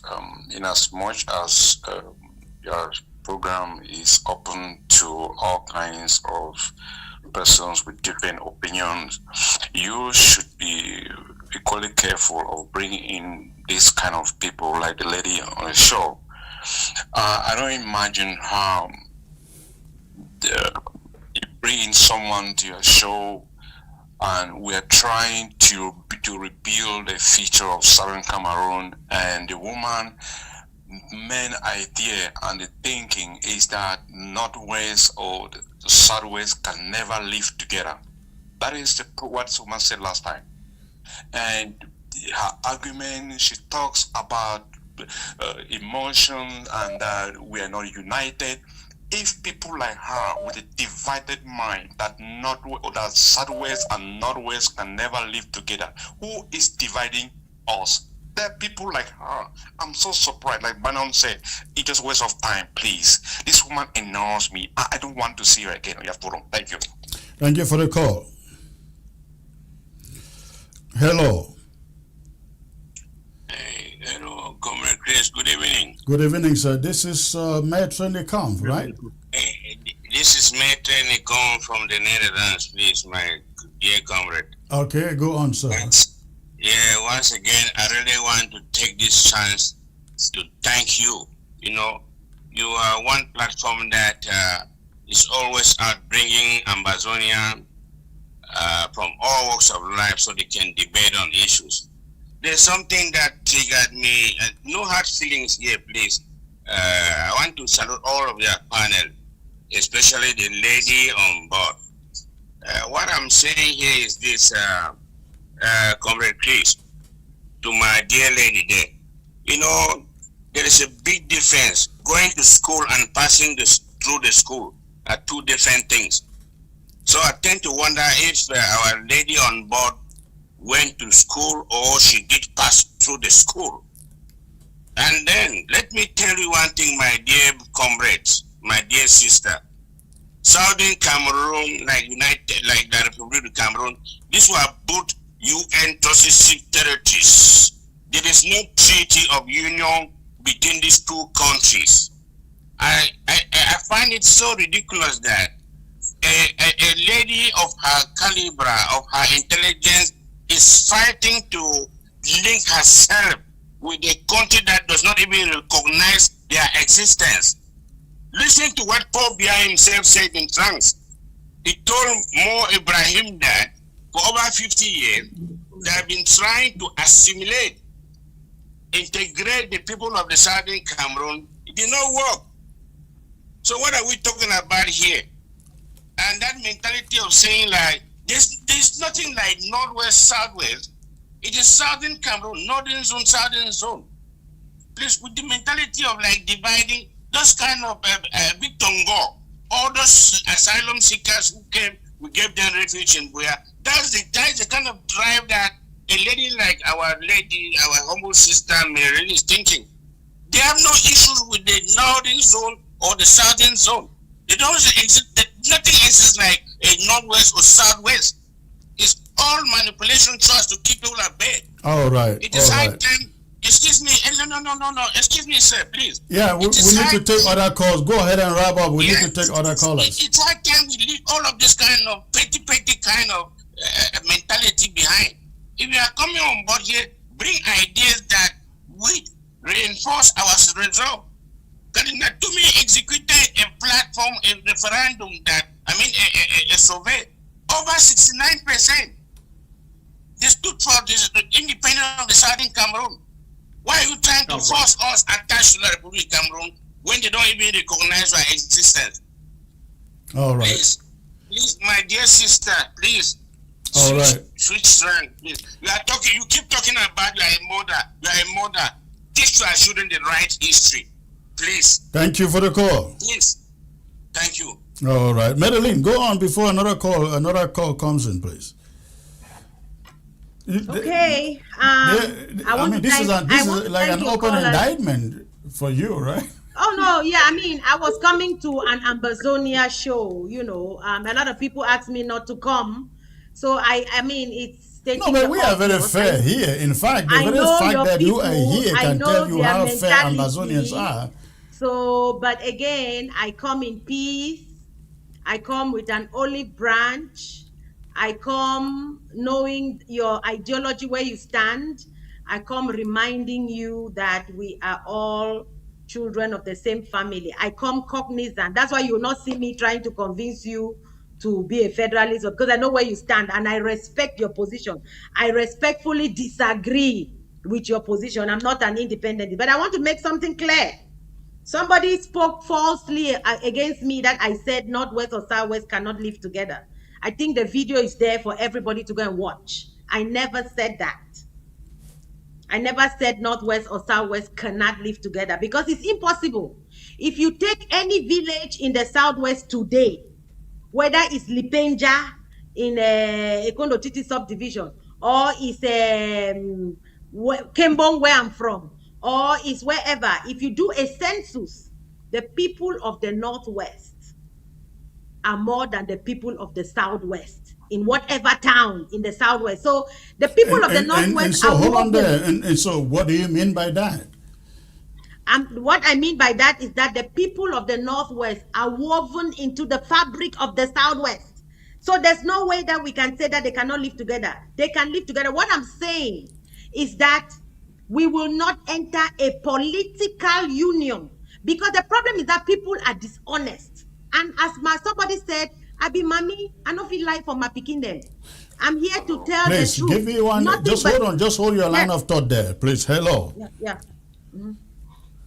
Hello. Hello? Hello. Yes, I can hear you. Where are you calling from, please? Yeah, I'm calling from Italy. Italy. And what is on your mind, please?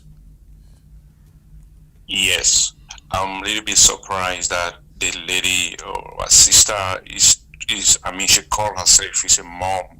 Let's be honest, because our children are watching us. Last time, she said it clearly that Northwest is a majority and Southwest is a minority, that these two people can never live together because Northwesterners are so dominating, they will never live together, and not in her generation. That's what she said, and she's lying here. The video is there, everybody can watch it, she can watch it herself. Thank you. Thank you for the call. Thank you. All right. Madeline, Okay. that's the As I was point saying you were before, just making before the caller called. correct. I said we can never enter a political union. So I understand that people cannot understand what it is I'm saying. It might be a comprehension issue. It might be a language issue. I'm saying that we cannot enter a political union where it's When you say we vote. cannot enter a political union, who is the we and which is the union? So you have in democracy where you get one man, one vote. And the population of the Southwest is a minority compared to the population of the Northwest. If you have one man, one vote, the Northwest, if I were in the Northwest, I would be pushing for this union because I know that I'm going to be a majority. That's why after Ndeli was voted out, you only had prime ministers from the Northwest because it's one man, one vote. I'm not saying that the people from the Northwest are bad. It's human nature. It's human nature. We are Africans. We're a tribal people. They are not bad. If people were from the Southwest were a majority, they would do the same. Now, if we go to the history of West Cameroon, this is history I'm talking about. People should go and do their research. This is my library. I have all the books. People should go and do research for themselves. West Cameroon was not a panacea. The people from the Southwest during West Cameroon were treated like second-class citizens. I had my uncle who told me that during the West Cameroon Parliament, the real day of the Parliament was Sunday in the country meetings of the Bamenda people. That is where they had the real discussions and the debates and took the decision. My uncle told me that by the time they came to the West Cameroon Parliament, when they were talking, everybody was ignoring them because the decision had already been taken. They were in the minority. This is the truth. And we are not afraid of anybody. So, I get your point. So are you saying you prefer now, you have the minority that is the Southern Cameroons, and you have majority that is La République du Cameroun. You prefer the minority that is Southern Cameroons to work with La République du Cameroun than the minority which are brothers having the same culture to work together. Is it what you're telling us here? I'm pushing for a 10-state federation. That's what I want. That's what I stand for. A 10-state federation. However, that's what it boils down to, right? We want to talk. Finally, there is a way for those who are pushing now. Hold on. Dr. Munzo makes a very important point that that the legality, I asked him, I said, you are from the Southwest, why are you talking about a two-state federation? He's saying that because legally we can have wiggle room. So I said, okay, if that is the case, then there's a formula. Because as a community leader from the Southwest, all politics is local. I have to look out for the interest of my people. And I'm unapologetic about this. I'm not afraid of anybody. Nobody can bully me into submission. You're not the only one. Let me finish. Now, we can have an electoral college where the popular vote doesn't matter, like where the minority vote counts. We can have an electoral college where the Northwest have maybe 50 votes and the Southwest have 50 electoral votes. That so way, this is all because the Northwest has a majority. Secretary Chris, I think we are already meandering into the mechanics of a potential state of federal Southern Cameroons, which I don't think Marilyn has the authority to determine that. She is not the only person from the Southwest region. And I can point her to Rwanda. For the last 30 years, it is a minority in Rwanda that has made that country an envy of most of the African continent, and people are going there. So we are going to be the... Brado, your microphone is on and off. We're losing him. We're losing you, Brado. We can't hear you. Back in. But Chris, I want to say something. When Cardinal why not allow Sama say something? He's been waiting. Go ahead. Brado, we cannot hear you. Brado, we cannot hear you. In fact, I've seen that Marilyn, the way Marilyn thinks, I don't know if Brado, we cannot hear you. She has been in bed with Julian. Hold on. Brado, we cannot hear you. You are muted. Julian Go is from the Southwest, so I'm sure we think alike. Okay, Sama, go on, please. We're from the Southwest. Yes. Okay. So if Marilyn can say that the people of Bamenda are in the majority, and the people of Biya are in the minority, and will always be dominated, and he finds that disturbing in her mind, but prefers that the Southern Cameroon should be colonized by a foreign power. Line, please. And to her, Marilyn will be satisfied. When did I say that? When did I say that? That's what you're saying. That's what you're putting saying. words in my mouth. I never said that. That's what you're saying. I said Marilyn, the people from the Southwest have a right to self-determination, to govern themselves, and to have autonomy and to run their affairs. That's what I'm saying. 10 provinces is okay now. 10 provinces is not you are making. It is the people of Southern Cameroon that are going to decide where they want to belong. And how are they going to vote? How are they going to vote? How is the voting going to take place? Do you know that day of voting is coming. That referendum the people is coming. Of Northwest cannot vote for the people of Southwest. The people from the Northwest will not vote for the people from the Southwest. Marilyn, whether you like it or not, that referendum is coming, and the people of Southern Cameroon will vote for their independence. If not via the barrel of the box, will go via the barrel of the gun. We must achieve what we set out for. So if you don't want it, hold the line, please. Sama, please, one moment, Sama and Marilyn, hold on. Hello, where are you calling from? Yeah, I'm calling from the UK. Okay, what is on your mind? Yes, I've followed all this debate going on with rapt attention, and I'm so glad with the courage that this lady, your voice is kind of muffled. I don't know how you are holding your phone, whether something is covering your microphone, but it is muffled. But go on, let's see. Yes, I'm saying I so much appreciate this lady who is on the panel.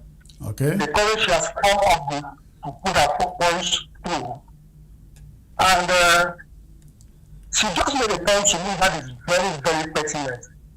Even though people are trying to, I don't know whether I should say it's late how to say, to preface the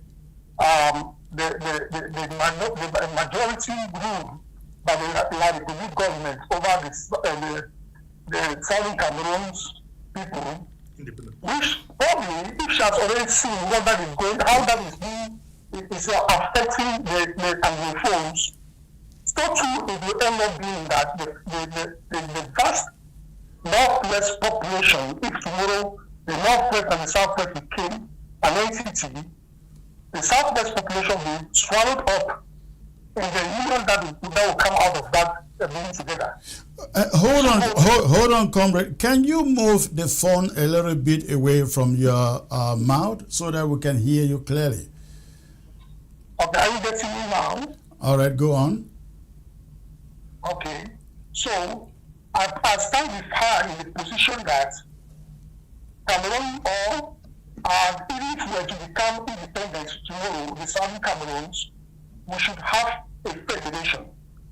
Federation where either the Southern Cameroons will have as many divisions or provinces where people will be independent in their own area in federation to manage their area. And if we have to remain in the bigger entity called Cameroon, we should have 10 states, 10 regions, or 10 provinces, whatever it will be called, for people to manage their area independently. And the conditions should be made very clear. If you don't come from a particular place, you should not be a governor or whatever in that area. Because at the end of the day, the Southwesterners will still be swallowed up in the so-called majority and will end up being the minority in the Southwest and will suffer that effect forever and ever. All right. No, that is Chris. That is not. I think that is not true, Chris. And it doesn't mean that if she has a stance, she cannot make her voice known or heard. The other people are saying that she's trying to put her own stance through. So too, they are trying to put their own agenda through. Because we look at the vast majority of the panel, they are from the Northwest. There is nothing wrong. Secretary Chris. Thank you for the call, sir. You have a great night there. Chris, there's nothing wrong. Going by the way you see things, your theory, if I may ask you, Chris. If you have to go by electoral college between the northern and the southern zone, because one zone is overpopulated, when you come in internally to the southern zone alone, what do you do to the counties that really are not made up of a lot of, how do you solve them? So, Chris, I just want to make it clear that, we seek to build and not to destroy. I don't want to give an opportunity. First and foremost, I didn't come here to talk about that. I came here to push the conference that we want to organize, and I'm calling on all people from former British Southern Cameroons to join this conference so we can come together as one people and talk about our future and come up with a plan on the way forward. That's why I'm here. I didn't come here to talk about any controversies or anything that came up, but it came up and we are going to address it. Somebody asked me, why do I keep saying former British Southern Cameroon? I keep saying former British Southern Cameroons because I'm a community leader. And I think that we have a responsibility to be honest and truthful and politically correct. Now, there's no territory in the world that existed called Ambazonia. The only territory that is recognized in the records is former British Southern Cameroon, right? We had British Southern Cameroons. It's now former. So that is being politically correct. And when young people listen to me, I'm speaking to them the truth. That's why I keep calling it that way. It is not. Okay, it is now not formal. To your it question. Southern Cameroons are not formal. No, there's nothing exists. Southern Cameroon was formal. Okay. Southern Cameroon the issue about all the semantics. Southern Cameroon joined the Union, La République, and became the Federal Republic. It's just the truth. But again, I see that some people have problems with the truth. So, that's a myth. So let's agree to disagree. I stand by my words. I'm responsible for my words.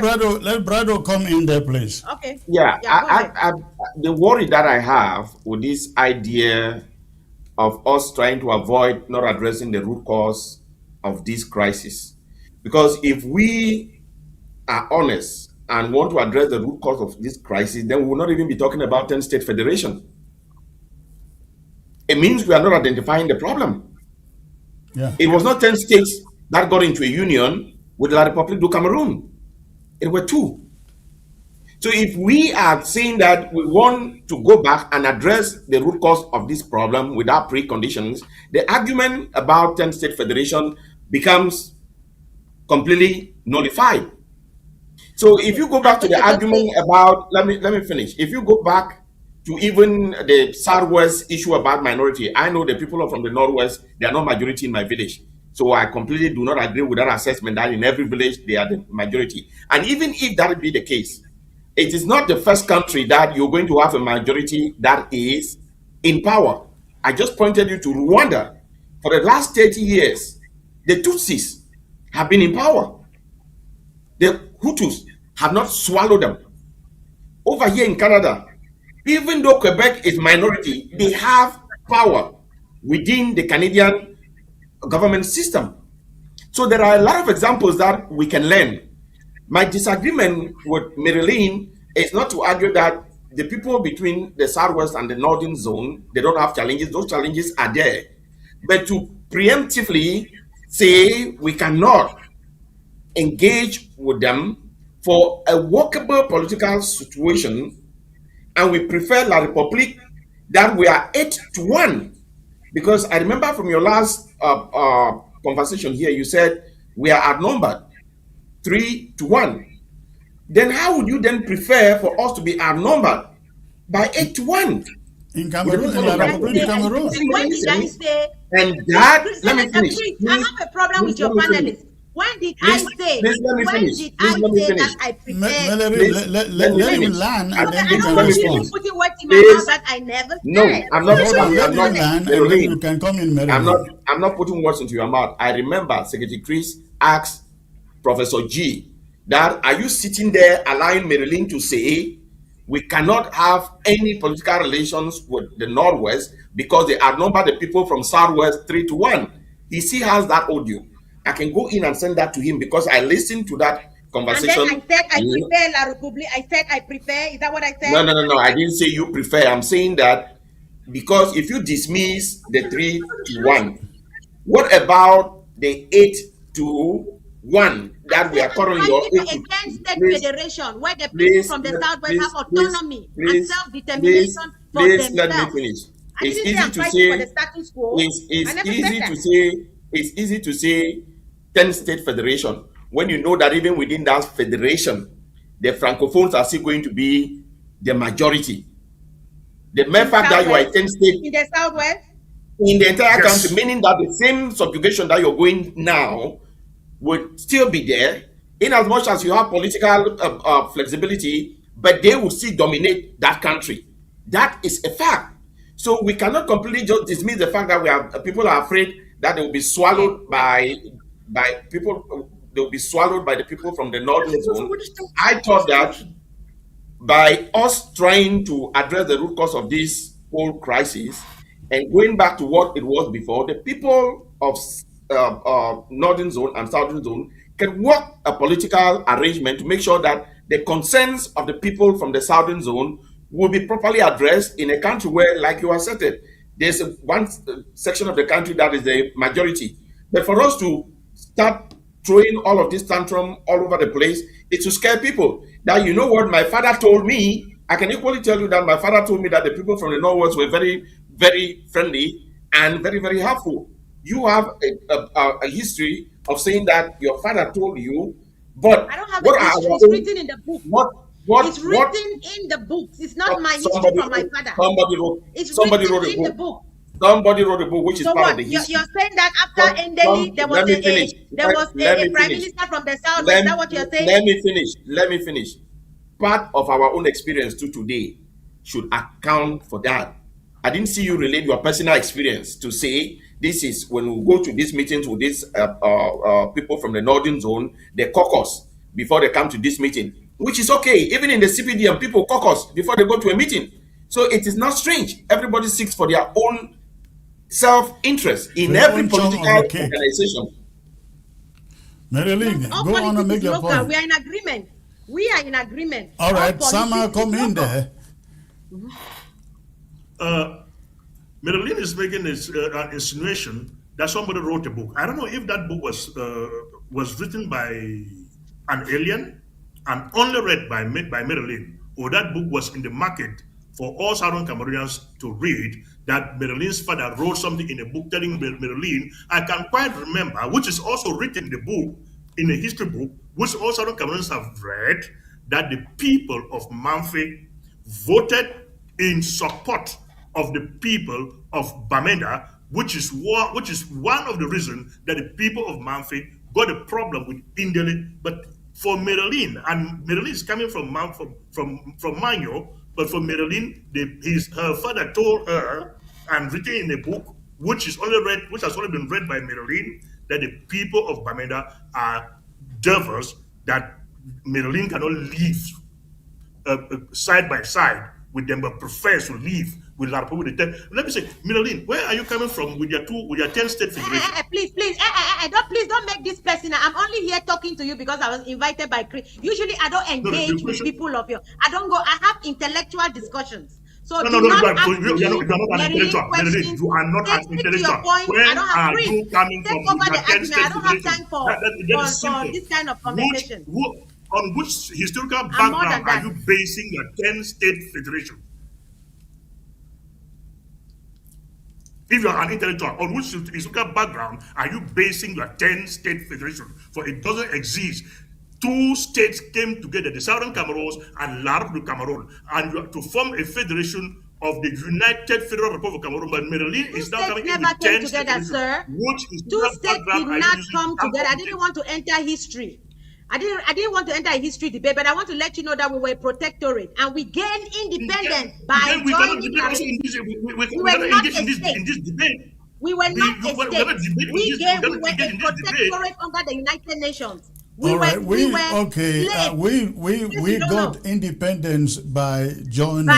We got independence by joining La Republique. We were never independent. I agree with you. But the thing is, why wouldn't you support us going back to where it was when we joined La Republique? I think that's not what I came to this show for. I came to talk about the conference. But if you guys want to enter, I'm very well placed. Agenda, your conference agenda. These are the things you have to discuss, right? Okay, if you want us to enter the history, I'm willing to enter the history. I'm happy and willing because my brother Tabenyan keeps talking about the root cause, which he completely missed the point about the root cause. He did not even talk about, he didn't even get anywhere close to the root cause of the problem. Because the root cause of the problem is colonization. It has nothing to do with any of that stuff. France and England were liquidating their assets when Germany was defeated in the war and France and England took over their colonies. France and England had an agreement. It had nothing to do because we were regarded as colonies or whatever. We were less than slaves, less than. Our voice meant nothing. What actually happened is we were spoils of war. Really, that's what we were. That's why I said I don't engage in this kind of discussion. I don't, Chris, I'm doing you, So Brado, your microphone is muted. Your microphone is muted. Chris, if we really want to talk about the root cause, we were spoils of war. So basically, when Germany, we were a German colony. When Germany won, when Germany lost the war, France and England took over. You had Togo and Ghana. The Southern Cameroon was protected by international law. Medellin. All right, I will take this caller first before I get back to you guys. Please stay put. Hello.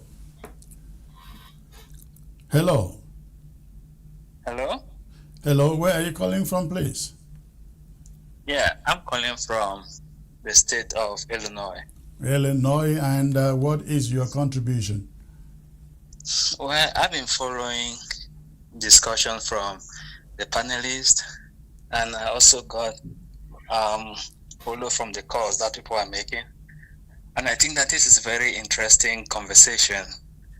But I have a worry because, as Comrade Brado said, the world has identified the issue, which is to go to the root cause of this problem. And I see that most of the time, we struggle to disagree and divide the people of the former Southern Cameroons. Instead of talking and pressuring the opposite side, La Republic, we keep dividing ourselves into tiny bits. And a people that go in this direction will never succeed and will only be dependent on crumbs. We have intellectuals that I think that they can figure out this issue and mount pressure on La Republic. Because you see, this movement, the Southern Cameroon, has been so divided, such that at one point, people don't even know what direction they want to go. And when they try to regroup, you see new events will come up. We want to have an All Anglophone Conference with various factions. If you know that your faction is a meaningful one, concentrate and stop dividing the people who have identified with the world to solve the root cause of the problem. I know that we have our differences. The Northwest and the Southwest, they have their differences, which is normal. Even in the US where I am, you have different states have their own differences. And so it doesn't mean that they cannot live together, but they try to put in place policies that will address these fundamental problems on daily operations, and people will be able to live their lives. I think that if we are at this moment talking about 10-state federation, then where is the identity of Southern Cameroons? Because at that moment we lose our identity. This is what we are fighting for, a statehood. It is not a region. So I think that we are mistaken, and then we are maybe shooting ourselves on the foot, because while we are talking and dividing ourselves, La Republic is quiet. I don't see anybody talking to La Republic. It's only us talking among ourselves, dividing ourselves. All right. So this is what I have to say. Thank you, sir. Thank you for the call. Let's get to the next caller here. Hello. Hello. This is Chris, sir. You need to turn off your video, and you stay on your phone, not video.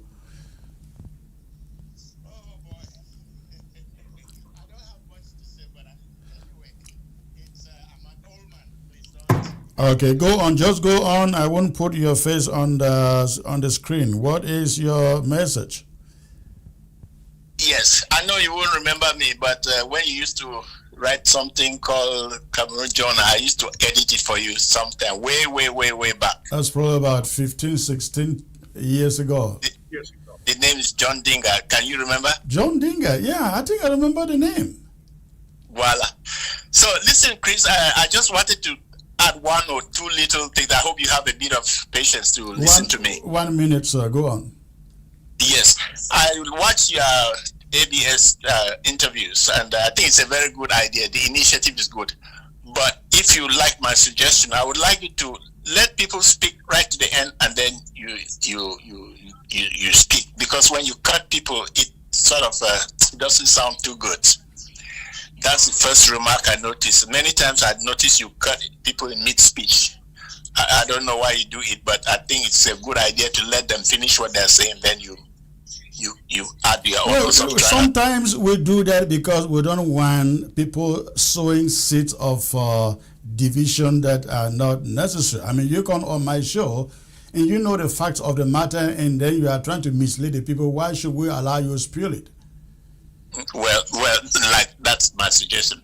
The other suggestion is this lady you were interviewing, I don't know whether it's today or yesterday, they were interviewing a certain lady and everybody disagreed with her.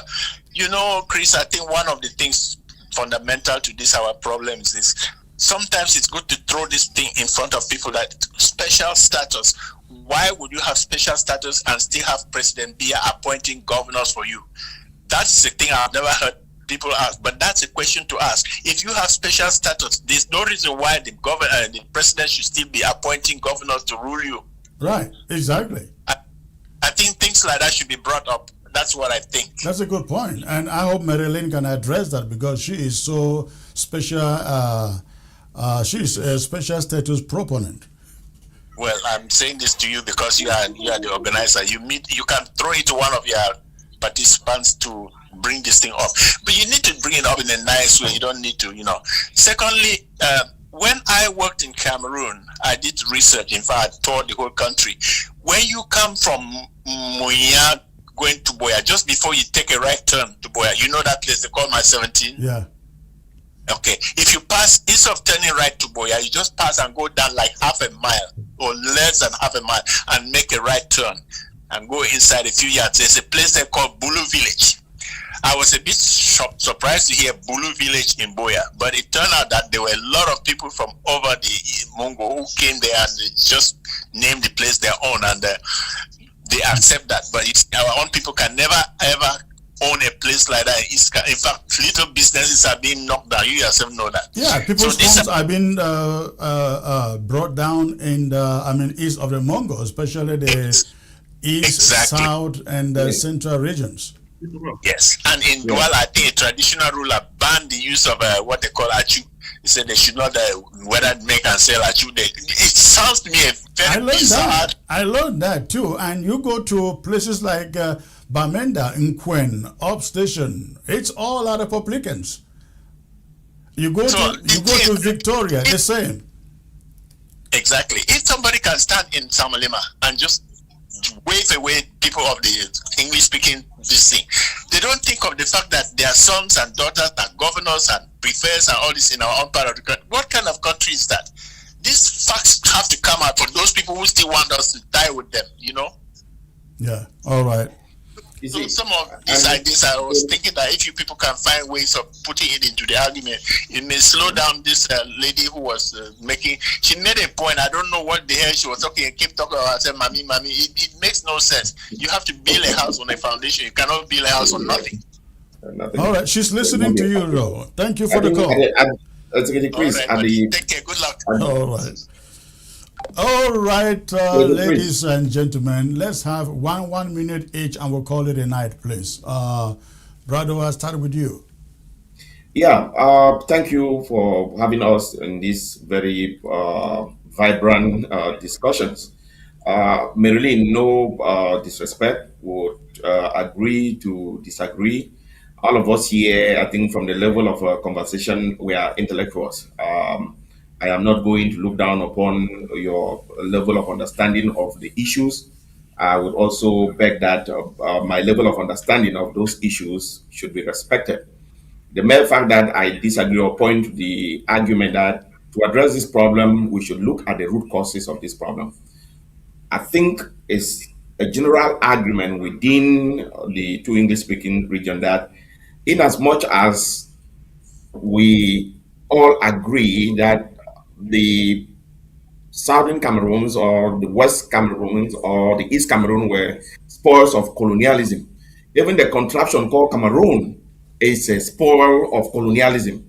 So we cannot start talking about, okay, we were one only after the war or before the war, because before the Portuguese came there and even discovered the Cameroon, we were not one. Even when the Germans came in the Doualas and signed those agreements with the kings of Douala, we were not part of those agreements. So we could not only talk about Cameroon being one after 1884 until the First World War and the ultimate division of the country. So we came there, whether it was as a protectorate, but people with unique social, educational, and historical history into that union. Whether we gain our independence by joining with them, they acknowledge that. Even their own president said, we are a unique set of people, we have different histories, and they try to assimilate us to no avail. You don't assimilate people who were already part of you. That does not make any sense. That in itself says the present situation that we have, instead of going back to relive that history, we are faced with a conundrum here. We have called for the unconditional release of our prisoners. We have called for dialogue without preconditions. We have called for a third-party mediated resolution of the crisis and out of the country. That is the position of the independentists. Any other argument now for us to say we should go and talk about the economic challenges in the region? It is even difficult for you to talk about economic challenges in the midst of war. And I think even the delegation of La République acknowledged that during the pre-talks. And all of these things that you're articulating, even a lot of some of the planning from what has filtered out, are things that were addressed. So I believe that do not cause a lot of this argument. You have your right to organize a conference. If it was saying Southern Cameroon children should come together and talk about their future, those who believe in the contraption called Cameroon, that is quite fine.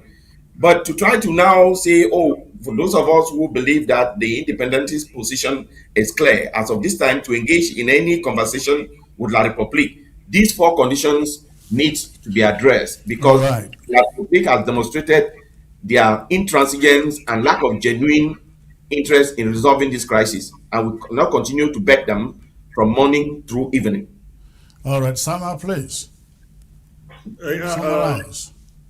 With no hard feelings to Marilyn, I know it has been a heated debate, but what I will plead with you guys who believe in whatever La Republic can offer is to take this singular appeal that I'm putting forward, like Comrade I put forward to you, that La Republique, if they want to show any sign of good faith, they should release all our people from their dungeons, withdraw their soldiers from our streets, if not from the Southern Cameroons as a whole.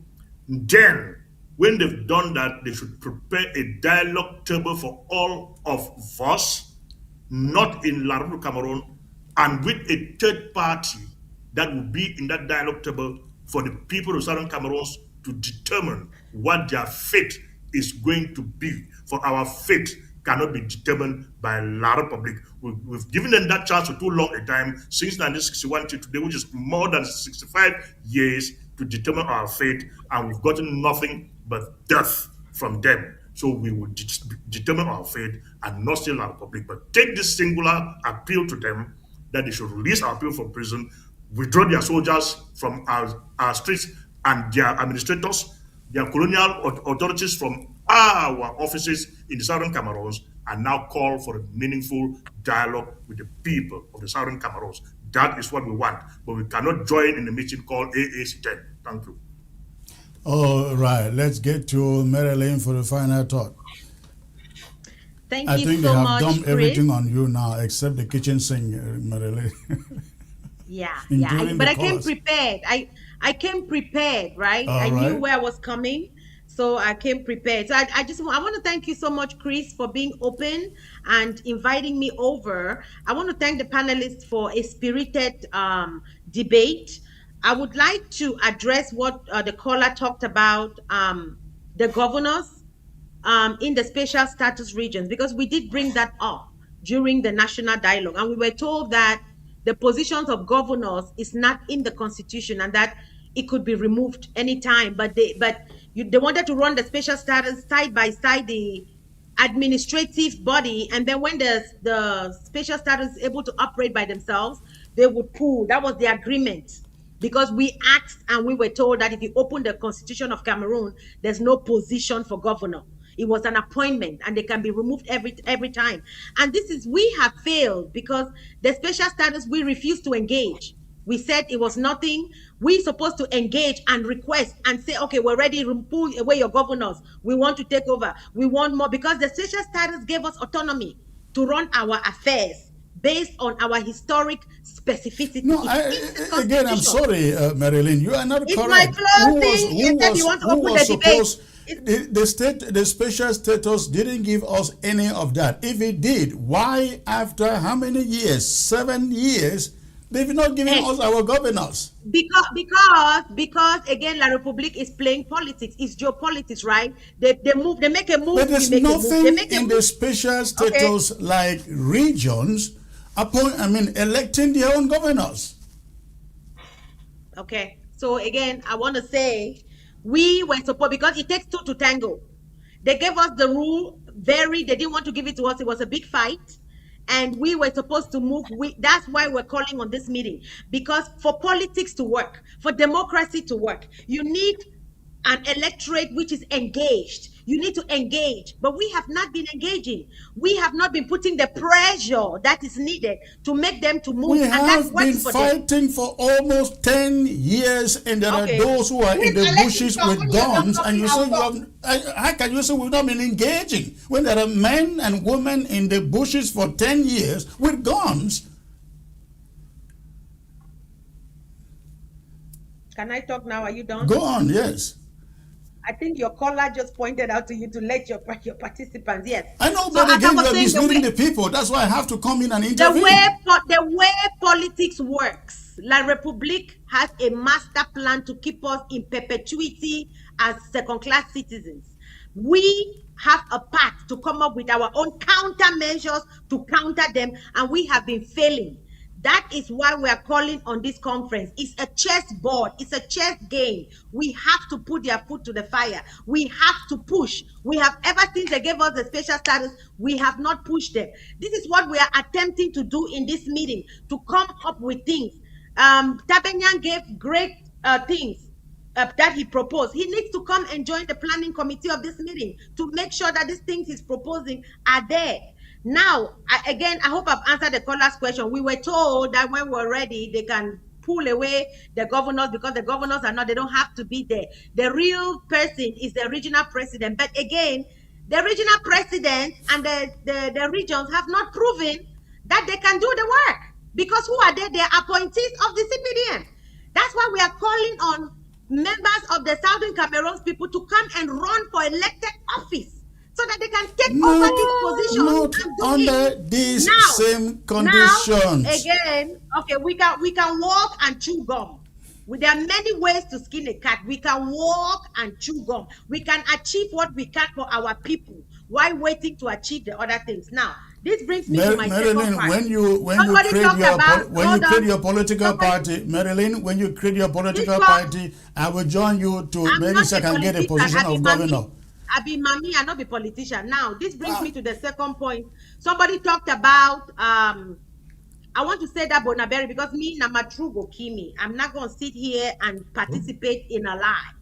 In Bonaberry, where I grew up in Mabanda is mostly an Anglophone place in Douala. In fact, Douala Quatrième, most of the mayors in Douala Quatrième are always Anglophones. Joshua Ossi was voted in Littoral as the parliamentarian. So for people to say that you cannot have that east of the Mungo, we should not sit here and lie. Most of us, we are honest people. Chris, I know you're a Christian. So we should not be sitting here and lying, because like I said, Anglophones are welcome in most of the eastern region. Douala Quatrième, all the mayors. I remember Kumasi was a mayor when I was there. It's most. I just wanted to state that, because I will not stand here and lie. People are not welcome in the Southwest. Who said that? That Bamenda people are not welcome in the Southwest. By implication, from your nobody earlier implicated that, because I told you that Bamenda people, Ambazonia boys from the Northwest went to Ekondo Titi and killed Chief Etoe. The chief in his village, which was an abomination. They left all the way. They came all the way from the Northwest and killed the chief. Amanda, people in Ekondo Titi killed Chief Etoe. If you want to open that discussion, we can open the discussion. We'll because open I'm it for trying to another be a day. leader. I'm trying to be a leader and move on, but you want to go to the gutter and the rabbit hole. I'm ready to go into that rabbit hole. I'm ready to get into the rabbit hole. Okay. Now, in conclusion, I want to say that before we were Anglophones, we were Germanophones. We most of the elites in Cameroon spoke German before the French or the English came, and we did a reunification with La République. Life is not static. Life is dynamic. We see what is going on and we move forward. And it looks as if there is I'm sorry for cutting you short, but I like this clarification. When did you unite with Cameroon and separate and then came back to reunify? When was that? I'm not the one who wrote the history. I'm saying that we had a reunification. They wrote this history. I was not born. I was born in 1977. In 1961, when all the history books are talking about the reunification, I was not even born. But I want to say that it seems as if there is a misunderstanding about the conference we are planning to organize. Yeah. The conference is not a conference that we are going to sit and talk with La Republique.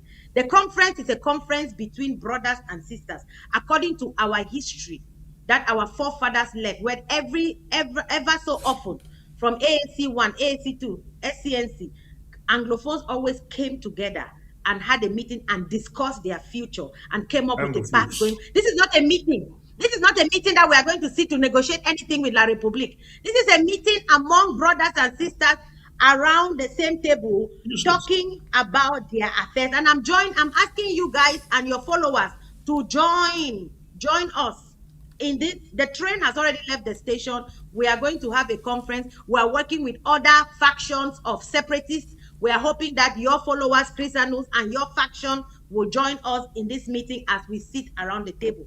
Thank you all so much.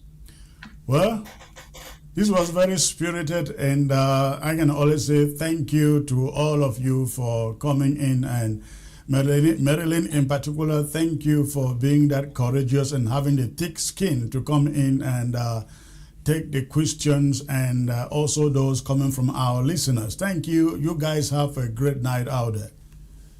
Thank you. All right. All right. Okay, I look forward. I'm going to take a brief break out, ladies and gentlemen. And when I come back, I round this up. Stay put. The workplace is changing faster than ever before. Whether you work in healthcare, education, law, content creation, insurance, real estate, human resources, accounting, or nursing, AI is becoming part of your everyday job. The question isn't whether AI is coming. It's whether you'll be ready. At Certified AI Academy, we teach practical AI skills through live, interactive classes led by experienced instructors. Learn the tools employers are already using today. Invest in yourself. Learn AI now, or someone who already has learned will be used to replace you.